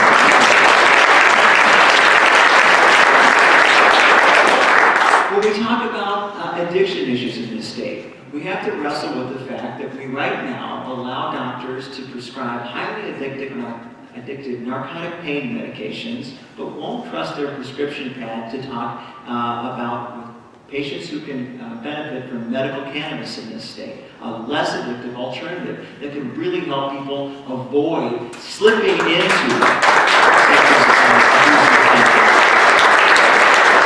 The last thing I'll mention is our courts. We heard from Chief Justice Cathy in the Condition of Judiciary address just how close our courts are to being forced to eliminate some of the diversion programs that are there to hopefully keep people out of our prisons and maintain productive lives in our community. We in the state that's better committed to solutions rather than fixing blame.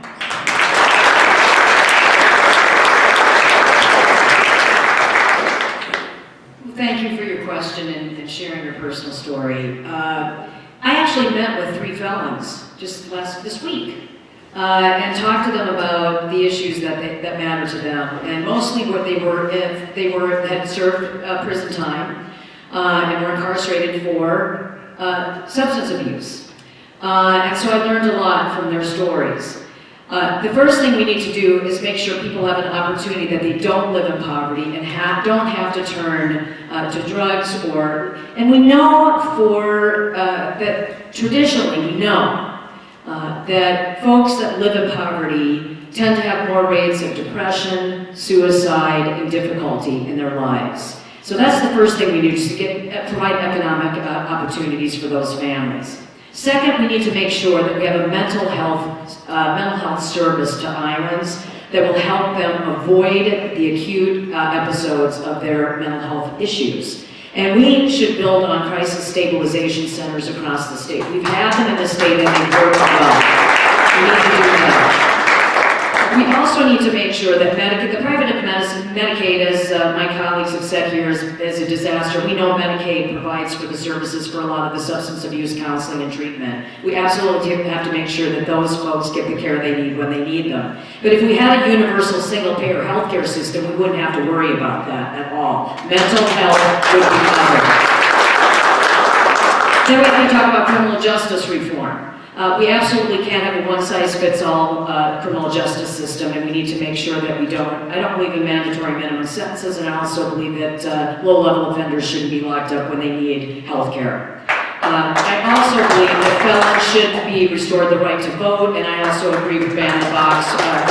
When folks are looking to find a job and find housing, it's extremely difficult, and healthcare services, when you're living in a halfway house, don't exist. We need to make sure we have universal healthcare.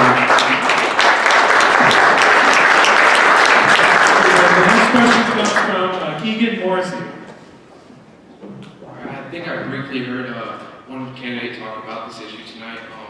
Basically, to make this short and sweet, is do you guys support the legalization of marijuana, whether it be for medicinal or recreational use, and why or why not?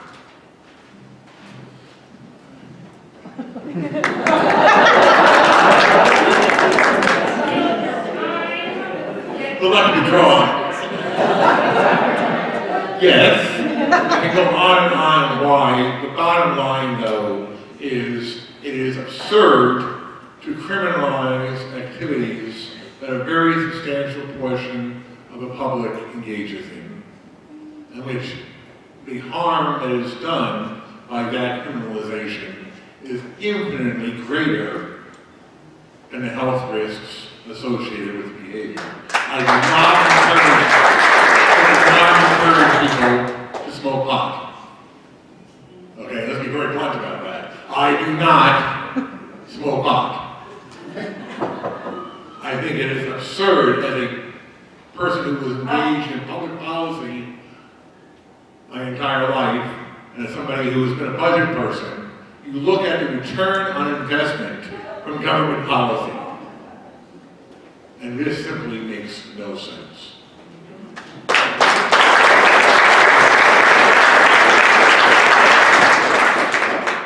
Well, I'd like to take it as two questions. First, medical marijuana, and as a doctor, it's really interesting. We have ways that we handle all drugs, okay, every drug, and yet we take marijuana and put it in its own category. And that's not right. We should treat this like any other drug, and we should let doctors decide what diagnosis, not legislators, and treat it like any other drug. People say sometimes, but this could be abused. And so that's why they have it in its special category. Opioids are abused, and they're not in the special category. So I would throw that back at them and say we need better to have this be a medical thing. There are medical diagnoses for which this is known to help, and we should let doctors deal with patients in that office and decide those things. Thank you. Now on to recreational. What I would like to do is, I can see us having recreational marijuana, but I would like to make sure we do it in a smart way, in a thoughtful way. Right now we have Oregon and Colorado that have legalized marijuana. I'd like to look at how they do for about a year here, maybe a little more, and say, how is this affecting? Are there unintended consequences? Are there ways to do it better when we legalize it? I have no problem with legalizing it. I'd just like to do it in a very thoughtful and smart way so we can learn it.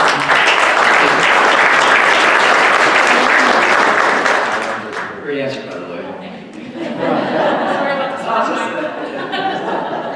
Leave it to a doctor to really capture this, which is it is. I mean, the medicinal marijuana bill they passed last year was like dangling a carrot in front of so many people who need and benefit from it, but not making it real. So that should be changed. I mean, so that you can actually get it imported into this state and made available to people who benefit from it. That change needs to be made. Secondly, we need to legalize industrial hemp in this state.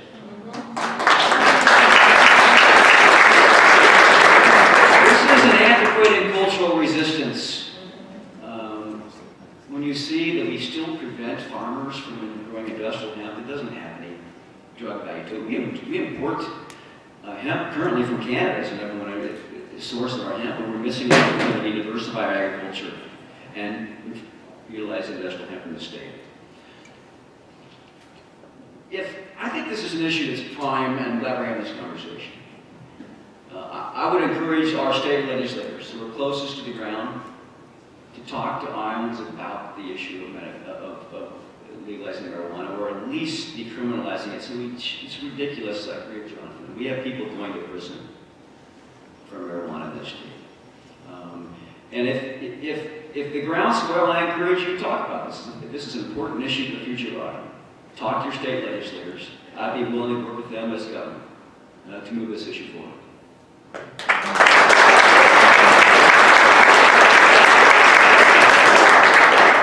Well, I'm proud to be one of those state legislators who has tried to move this issue. I co-sponsored a bill that would have given real access to medical cannabis in our state, rather than the bill that we saw passed last year, that I actually ended up voting against because it did nothing to advance this issue and only stuck us further in this very limited applicability, inaccessible cannabinoid system. That's not a real step forward.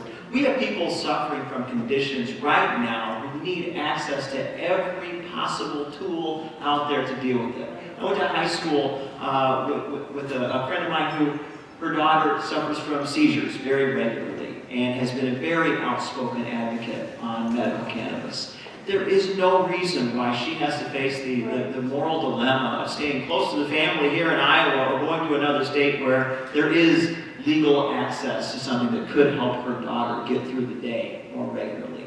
That's something we need to do for our citizens. And when we talk about recreational use, we need to make sure we walk before we run. And right now, we need action on medical cannabis first, and then we can expand the conversation from there. But right now, we have too many people who are given too few options of dealing with illness that our doctors should be trusted to handle the right way.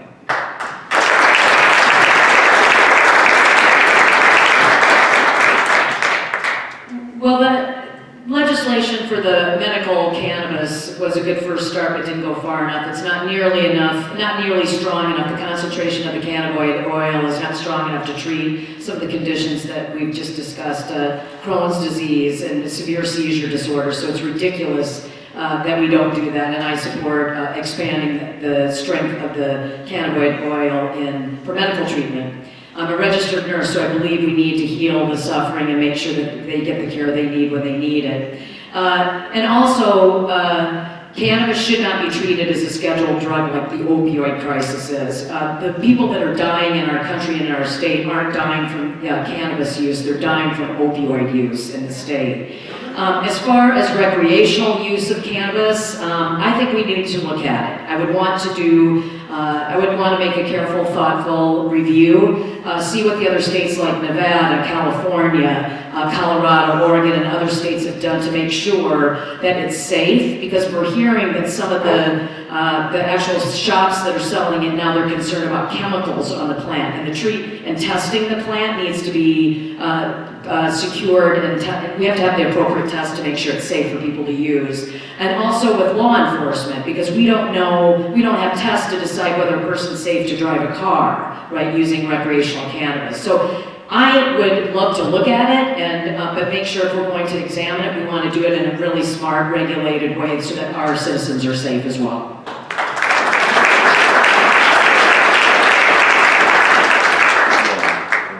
First year of college in 1982, my mother was diagnosed with cancer, and there was no treatment. There were they didn't know what to try and create it.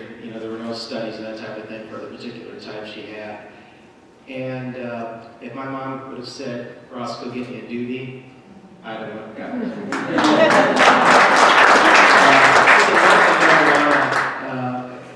I strongly support that. My father died of Alzheimer's about 4 years ago, and I remember the last couple of weeks of his life, the nurses didn't know why the doctor wasn't giving the order, for opioid for morphine, and again, marijuana would certainly have helped him. I think that reducing, and along with that, we should be able to, to grow and produce here in the state of Iowa. In terms of recreational use, I have some concerns around that. I think we're heading that way when we look at some other states. There are logistical concerns, and I think in terms of the medical, back to the medical, that reducing the schedule of marijuana will help aid physicians to be able to work with their patients to do those types of things as a start.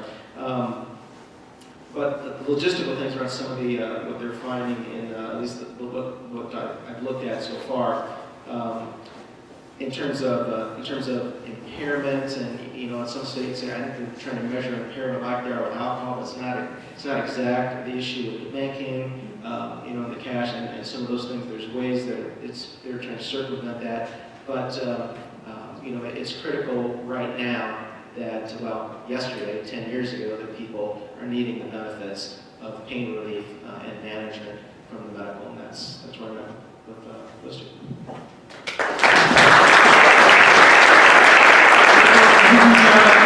One more question from the audience. I'm going to draw another name here. Please come up. Let's see. Sherry Kiskunis, I think she just left, so.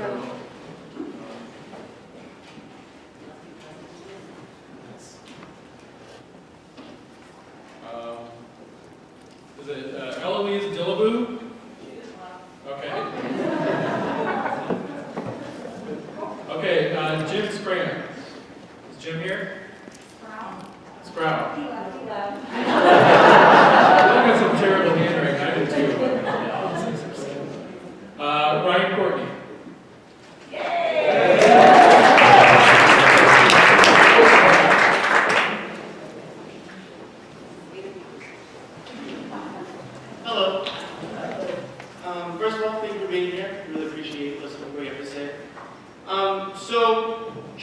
I think Iowa tends to lean more right, more Republican. A lot of our current local, current elected officials and representatives are Republican, and so my worry is that even as somebody becomes the Democratic nominee, even if you win the entire Democratic base, that may not be enough. And so I'm wondering, what are you going to be able to do to appeal outside of that base and make sure you really win the whole thing?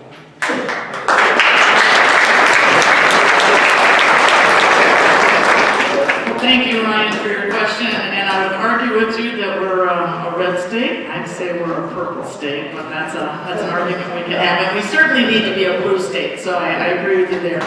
I think what I see the most, and I talk to a lot of people who wouldn't probably identify themselves necessarily as the base or a Democrat, and what I hear about is the same things Democrats are worried about. You know, folks, I think independence and that middle ground is all coming towards us right now. When I talk about health care, it's not partisan.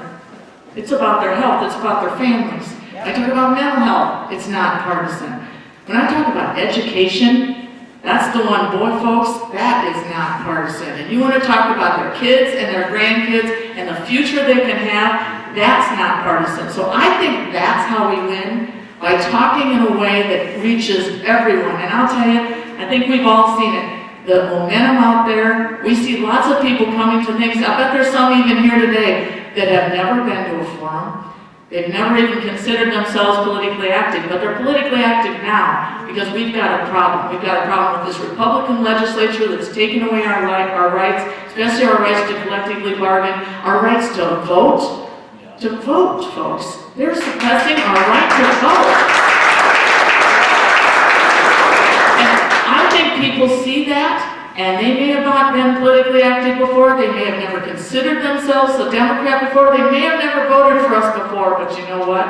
They're going to now, because they're worried about their families, they're worried about their rights, and they're going to come with us. I think that's the way we win, and I tell you, it's going to be a wave. We are going to win. Thanks for the question, Ryan. A little like I opened with, which is I believe a lot of those votes are in rural Iowa. We have to reclaim rural Iowa with a message to rural Iowans who care about their future. I also agree with you. All things being equal, Iowa does tilt a little bit to the red side. We have to seize opportunities when we have them to win the opportunity to govern. And we had that opportunity in 2018. I told my wife when I got in this race, this isn't a 1.5-year campaign for governorship. This is at least a 3.5-year campaign, and probably longer, to help elect Democratic officials to the state legislature and the county and city offices so we begin to change the direction of it.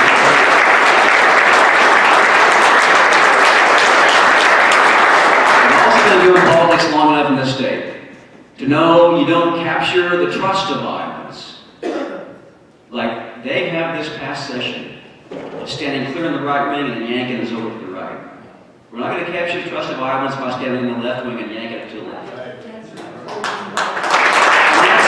can do that as a state legislator if your district is safe. But you have to govern from the center. Because democracy depends on stability. And we can move this state in a more progressive direction if we're responsible about it and talk about, as I mentioned before, ideas. Not just in the name game and the negativity of politics, but I think Iowans will respond to someone who talks about ideas for our future. Investing in our children, investing in education, that those values we share of love for the land and sense of community and for each other and family. If we put those forth in ideas and policy ideas for Iowans, we'll gain their trust. And with their trust, we'll gain the opportunity to lead and govern, and we can do so much more. The people who depend upon us as Democrats will look out for them.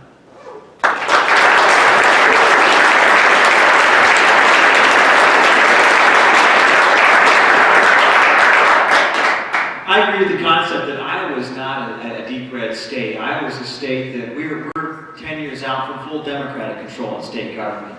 We're a state that has a lot, and we'll do it again, that's right.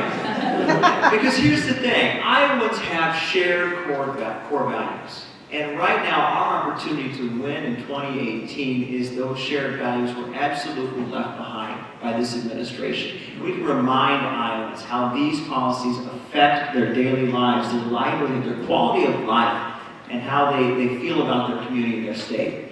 We want to ask Iowans what they're proud of in our state: a strong public education system, something they've funded horribly low for the past 8 years. When we talk about the things that we share as values, there are things that we're proud of that we're going to own in this election. You want to talk about swinging some votes of people who are conservative for fiscal reasons?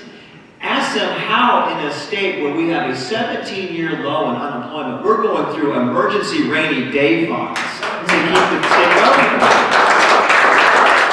Ask about whether or not the Branstad-Reynolds promise of 200,000 new jobs and increasing earnings for Iowa families by 25% came true. They did not. In fact, adjusted for inflation over the last 10 years, Iowans are earning 1.3% more than they were 10 years ago. That's below the national average, so we haven't even kept up with the rest of the nation, let alone advanced by 25%.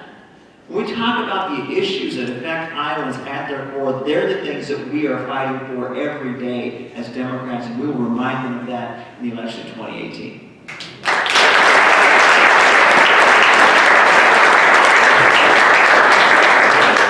Well, as I had said in my opening remarks, community organizing is about talking to people that may not have the same ideas as we do, but to have a continued dialogue, to come to a common ground. And I still believe that's the way we're going to change Iowa back to the state that it was before. And we really need to have a unifying conversation instead of dividing ourselves between urban and rural Iowans. You know, I spent time in Mason City, Clarinda, Moravia, been to Adair County, and my hometown of Spencer, Iowa, in the northwest corner. And I will tell you, people that live in all these communities, small and large, they all share the same concerns as every Iowan. Whether you live in Waterloo or whether you live in Des Moines, we share common issues and are concerned about how we're going to take care of our families. How are we going to access health care that's not going to drive us into bankruptcy? How are we going to make sure my kid can go to college and I can afford it? How can I know that I'm going to get a good job when I graduate from college and I can afford to raise a family here in the state of Iowa? We're giving Iowans the tools that they're going to need, no matter where they live in the state of Iowa, to make sure we're successful and they're successful in raising their families and having a good life for themselves. And the only way we're going to do that is changing Iowa for the better, is to organize and talk to our neighbors, no matter what persuasion they are and what political party they belong to. And again, you know, my name may be on the ballot. We have to keep thinking about this. It's not about me as a candidate. It's about the issues that we care about. And we focus on those. We will win in 2018, and we will win in 2020, and 22, and 24.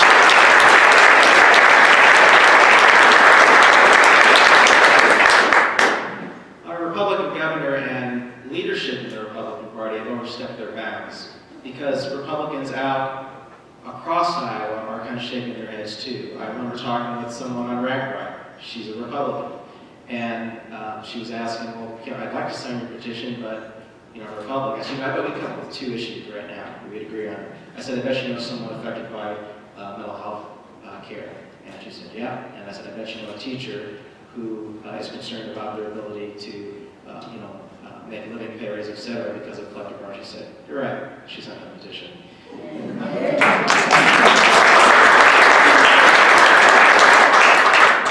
There's other issues that come across. When I was mayor, we talked about universal design. At some point, we're all going to have a limited physical ability. As we get older, you're one car accident away from, not being able to walk or those types of things. When I was mayor, we talked, first thing when we talked about responsible tax credits for the business, we didn't always just offer, we wait to see what they were looking for. But the second question they'd say was, well, what are the schools like? What are the arts and culture like? What are opportunities for the workers? So rolling back those tax cuts benefits the very workers that they were hoping to get in their businesses. So, I think it just behooves us to talk about the issues. Leadership has overstepped their bound, and if we focus on issues rather than the label with Republicans or independents, we can do this.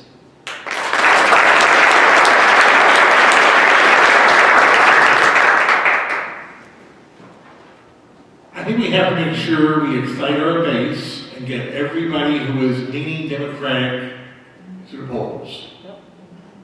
I don't think the path to Terrace Hill is by governing from the center. I think we are a strong, progressive, left party. We can't pretend we're not. The reason I think we lost so badly in 14 and 16 is folks stayed home. Too many people didn't go out to vote. That was very honestly why I supported Bernie, because I thought he would get folks out to vote. I'll be very blunt.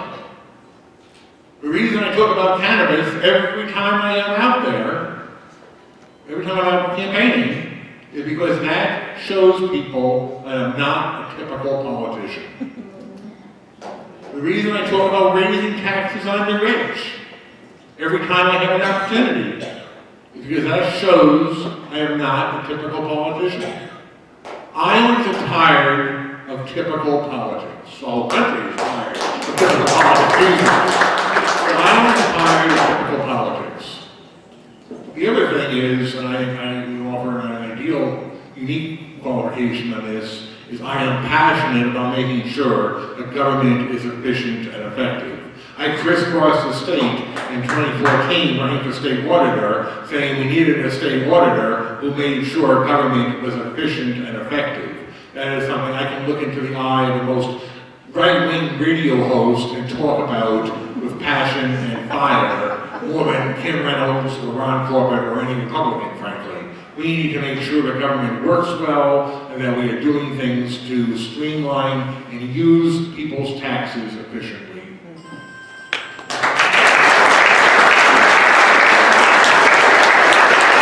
We're now going to move on to closing remarks. The candidates will each have 3 minutes. I'll ask them to come up to the podium when their name is called. First up will be Ross Wilburn.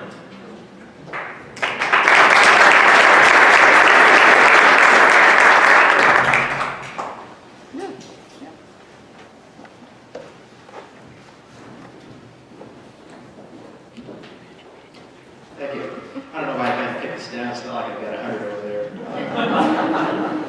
So again, thank you all for spending the time here on a Sunday. It shows your passion and commitment and energy, and we can really feel that. And this is really energizing for us to come here, to travel across the state and to have people that are committed to the state, to their community like you all are.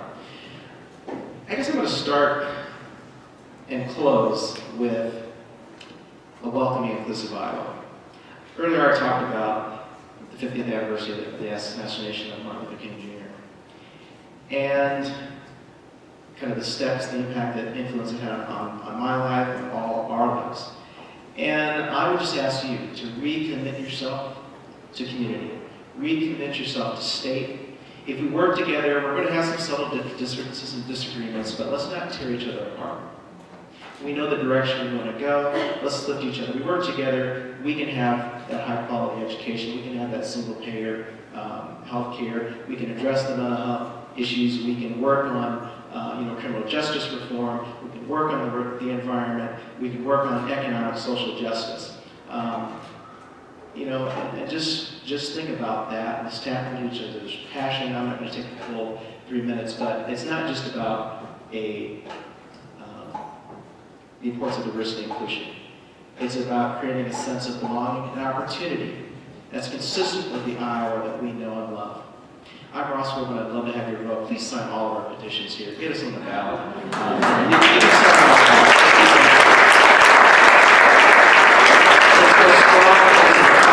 Let's go strong in the primary and on into November. Let's be Iowa. Thank you.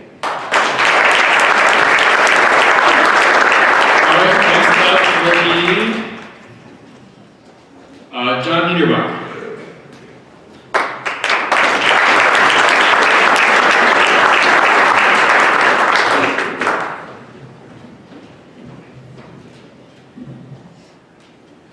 We have a really strong field.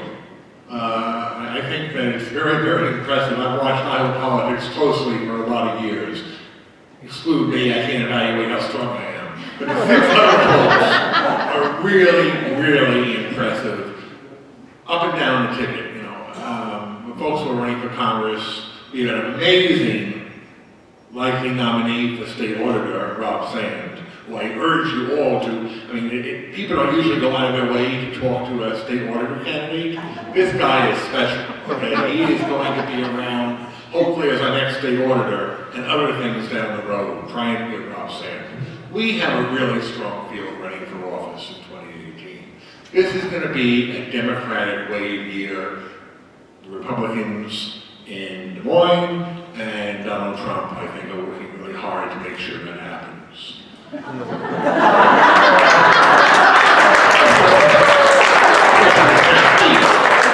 Make no mistake, the stakes are incredibly high. Steve King tweeted out something last night that was just, it took my breath away. It was a mistake to read it right before I spoke at an event last evening, because it just really threw me for a loop. But saying oppression against blacks is past.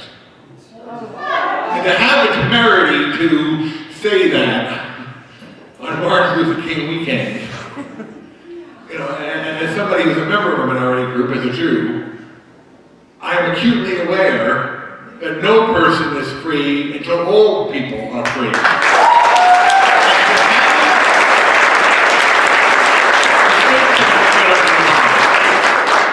There's lots of economic issues, lots of the issues we've talked about here, but it is also some of those moral issues, some of those huge social justice issues that are on the block, whether or not we are going to move forward or move backward.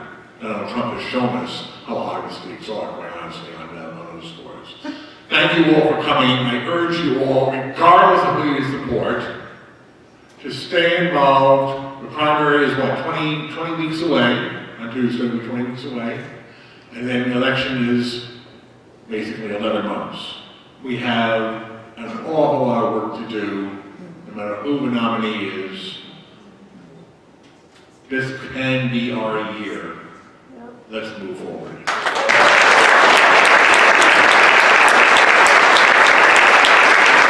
Next up will be John Norris.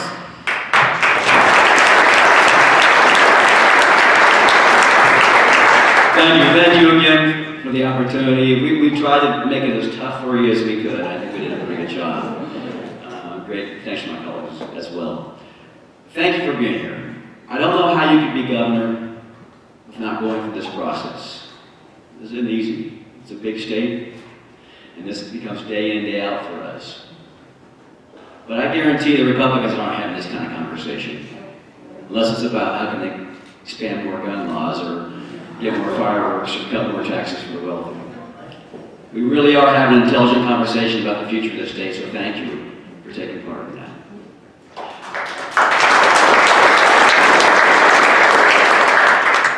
I didn't get a chance to weave in all my positions and all those questions. We did a pretty good job of doing that, but for any mistake in this crowd about my commitment for Planned Parenthood and women's reproductive freedoms, you can count on me on that. I also think we need to raise the minimum wage. I think we should tag it to the federal poverty index at 130%.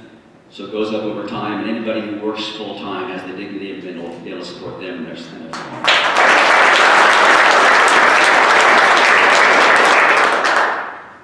My roots are in social and economic justice.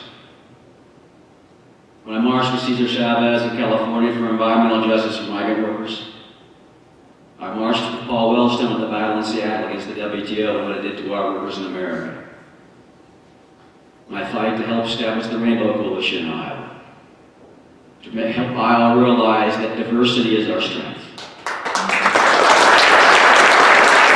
I announced my plans to the governor starting out in Storm Lake to cite the example of what it means to embrace diversity and welcome new Iowans as part of our future, that their opportunity is our opportunity. And I think about one of your founders, Hubert Humphrey. Even though I've marched with Wellstone and Chavez and worked for Harkin and progressive causes all my life, I think perhaps Hubert Humphrey captured this best. He said, the moral test of a government It's what that government does for those in the dawn of life, our children. What that government does for those in the twilight of life, our elderly. And what that government does for those in the shadows of life, our sick, our needy, and our disabled. We're failing on all those moral tests today. That's, to me, ultimately what governing and governance is about. It's ensuring opportunity for everyone and looking out for those most vulnerable in our society. That drives me to do this. That will drive me as your governor to look out for who we don't see here today, but we're all here fighting for.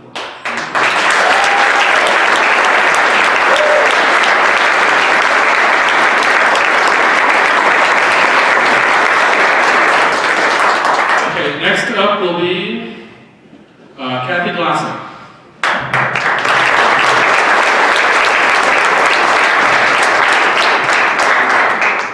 Thank you all for being here, and I want to thank Americans for Democratic Action for hosting us today, my colleagues as well, thank you, discussing issues that we all so deeply care about. You know, this year in Iowa, we have a unique opportunity if we reject politics as usual, telling us what we can expect, and instead demand the things that we need.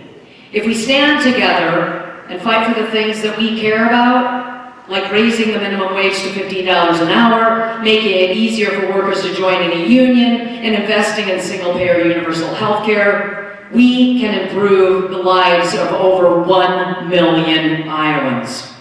And we need to take up this fight, because there is no alternative. Look at where we are as a state and as a country. Look at where status quo Democratic politics has brought us. Republicans have a stranglehold on government at the local, state, and federal level. This is what we get when we try to fight back with establishment centrist policies that leave working people and regular Iowans out. In Iowa, this has led to ruin and disaster for families. It has led to a reality where women can't get access to reproductive health care, where workers are stripped of their union rights, where our minority and LGBTQ communities face discrimination and attacks on their civil liberties each and every day, and where our young, our sick, our elderly, the most vulnerable members of our community can't afford to get the health care they need. I'm here today to say it's time to lose half measures. It's time that we don't stick with incrementalism. It has not worked for us in the past, and guess what, folks? It's not going to work now. That's why we're building a bold progressive movement in every county across the state, because we are a campaign that puts people first, people over profits, and people over party, and even people over politics. I invite you to join our bold progressive movement, because this election is not going to be won by a television ad, and it's not going to be won by campaign consultants. It's going to be won by people just like you. Let's rise up together for a bold progressive Iowa in 2018. My name is Cathy Glasson. Thank you for your time.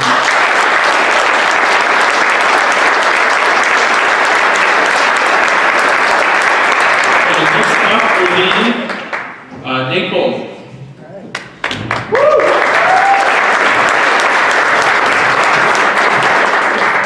Well, thank you so much for being with us here today. This is an important part of the process where we talk about the issues that are important to our state and learn about things that we can do to make our state function better and have a brighter future. I will tell you, I was encouraged last year in the Iowa Senate by a lot of things that I saw happening in our state. Not by what Republicans were doing to our state, but by seeing thousands of Iowans come to the Capitol and make sure their voices were heard. Hundreds showing up at forum after forum to make sure that Iowans were standing up for each other and the future of our state. When we talk about the things that we do value most as Iowans, they are on the ballot this year and every year we go to vote. We can't ever forget that.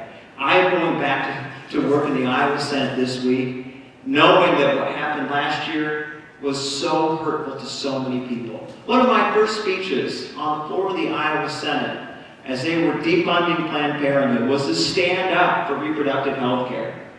The response I got from the floor manager, Senator Boulton, your mother could have chosen for you not to be here.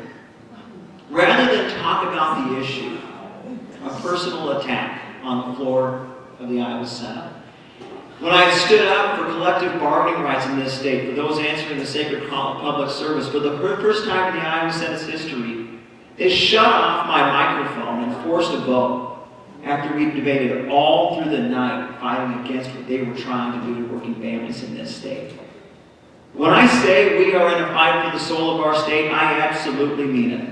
We are going to determine what it means to be an Iowan, what Iowa's long-term future can be and should be with what happens in this election. Because if this agenda that we saw pushed through in 2017 gets the rubber stamp of approval from Iowa voters in 2018, look out. Because a lot of the things that we do value most as Iowans will be lost. If you think that we're going to better our education system, with an administration that's already pushing for education savings accounts that would take thousands of dollars per student out of our schools, you're missing the point of what's going on in our state right now. If you think our state's future is brighter by giving out as many coupons as we can to the wealthiest corporations in the world, rather than making sure we're valuing our workforce, the thing that has always made Iowa economically strong, having the most skilled, educated, productive workforce for the long-term future, we're missing out. This election truly is a fight for the soul of our state. I'm running for governor because Iowa deserves a better path forward, and we're running for governor to make sure that happens. So I ask you to join me in that.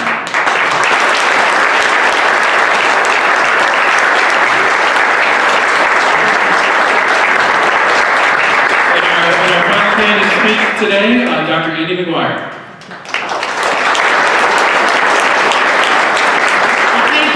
Chris, I've organized some of these in my party days, so thank you for doing this, and thank you to all of you. Give yourselves a hand for all you're doing to make this work. Well, growing up here, I learned to care for people, and what I'm hearing today from the questions we had and from the answers we heard were about a group of people who care about other Iowans. We care about them being well, them having good education, and having good health care.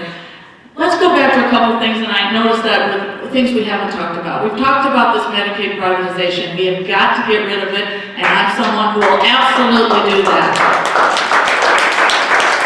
We talked about mental health, and you really engaged me because it's so important. I'm so glad what you've done. But we have got to make more of you. We've got to make more mental health providers. We've got to make mental health a priority because we all know it's suffering, and we've got to make that a priority.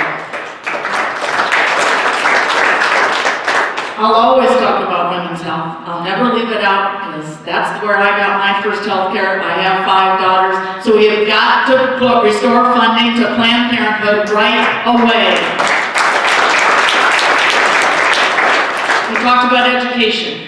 It's got to be a priority. And that's not only K through 12, that's early childhood education, and that's all the way up into our regions. We've heard that they're going to take another $5 million away from our higher education. That's just going to be on the backs of everyday Iowans who will not be able to afford to go to school or are going to have debt. That's not right, and I will stand up for our education in everything I do as governor.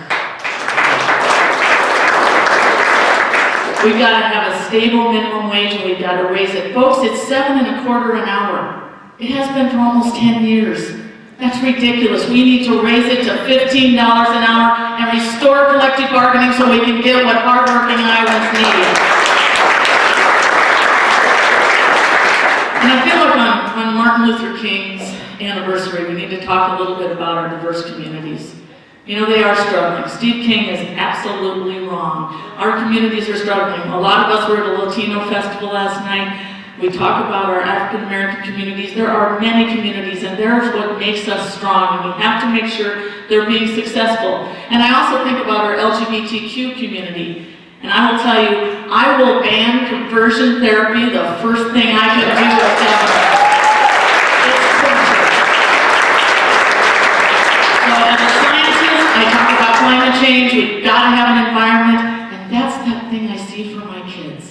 That's why I'm doing this, folks. That's why we're all here. It's about our kids and our grandkids and the future of Iowa. It's about having that clean air and clean water and soil. It's about having great education that people move here for. It's about great health care, and it's about jobs everywhere. Thank you so much for listening today. It's McGuire for governor. I love your support. Thank you so much. Let's have a round of applause for all of our candidates here.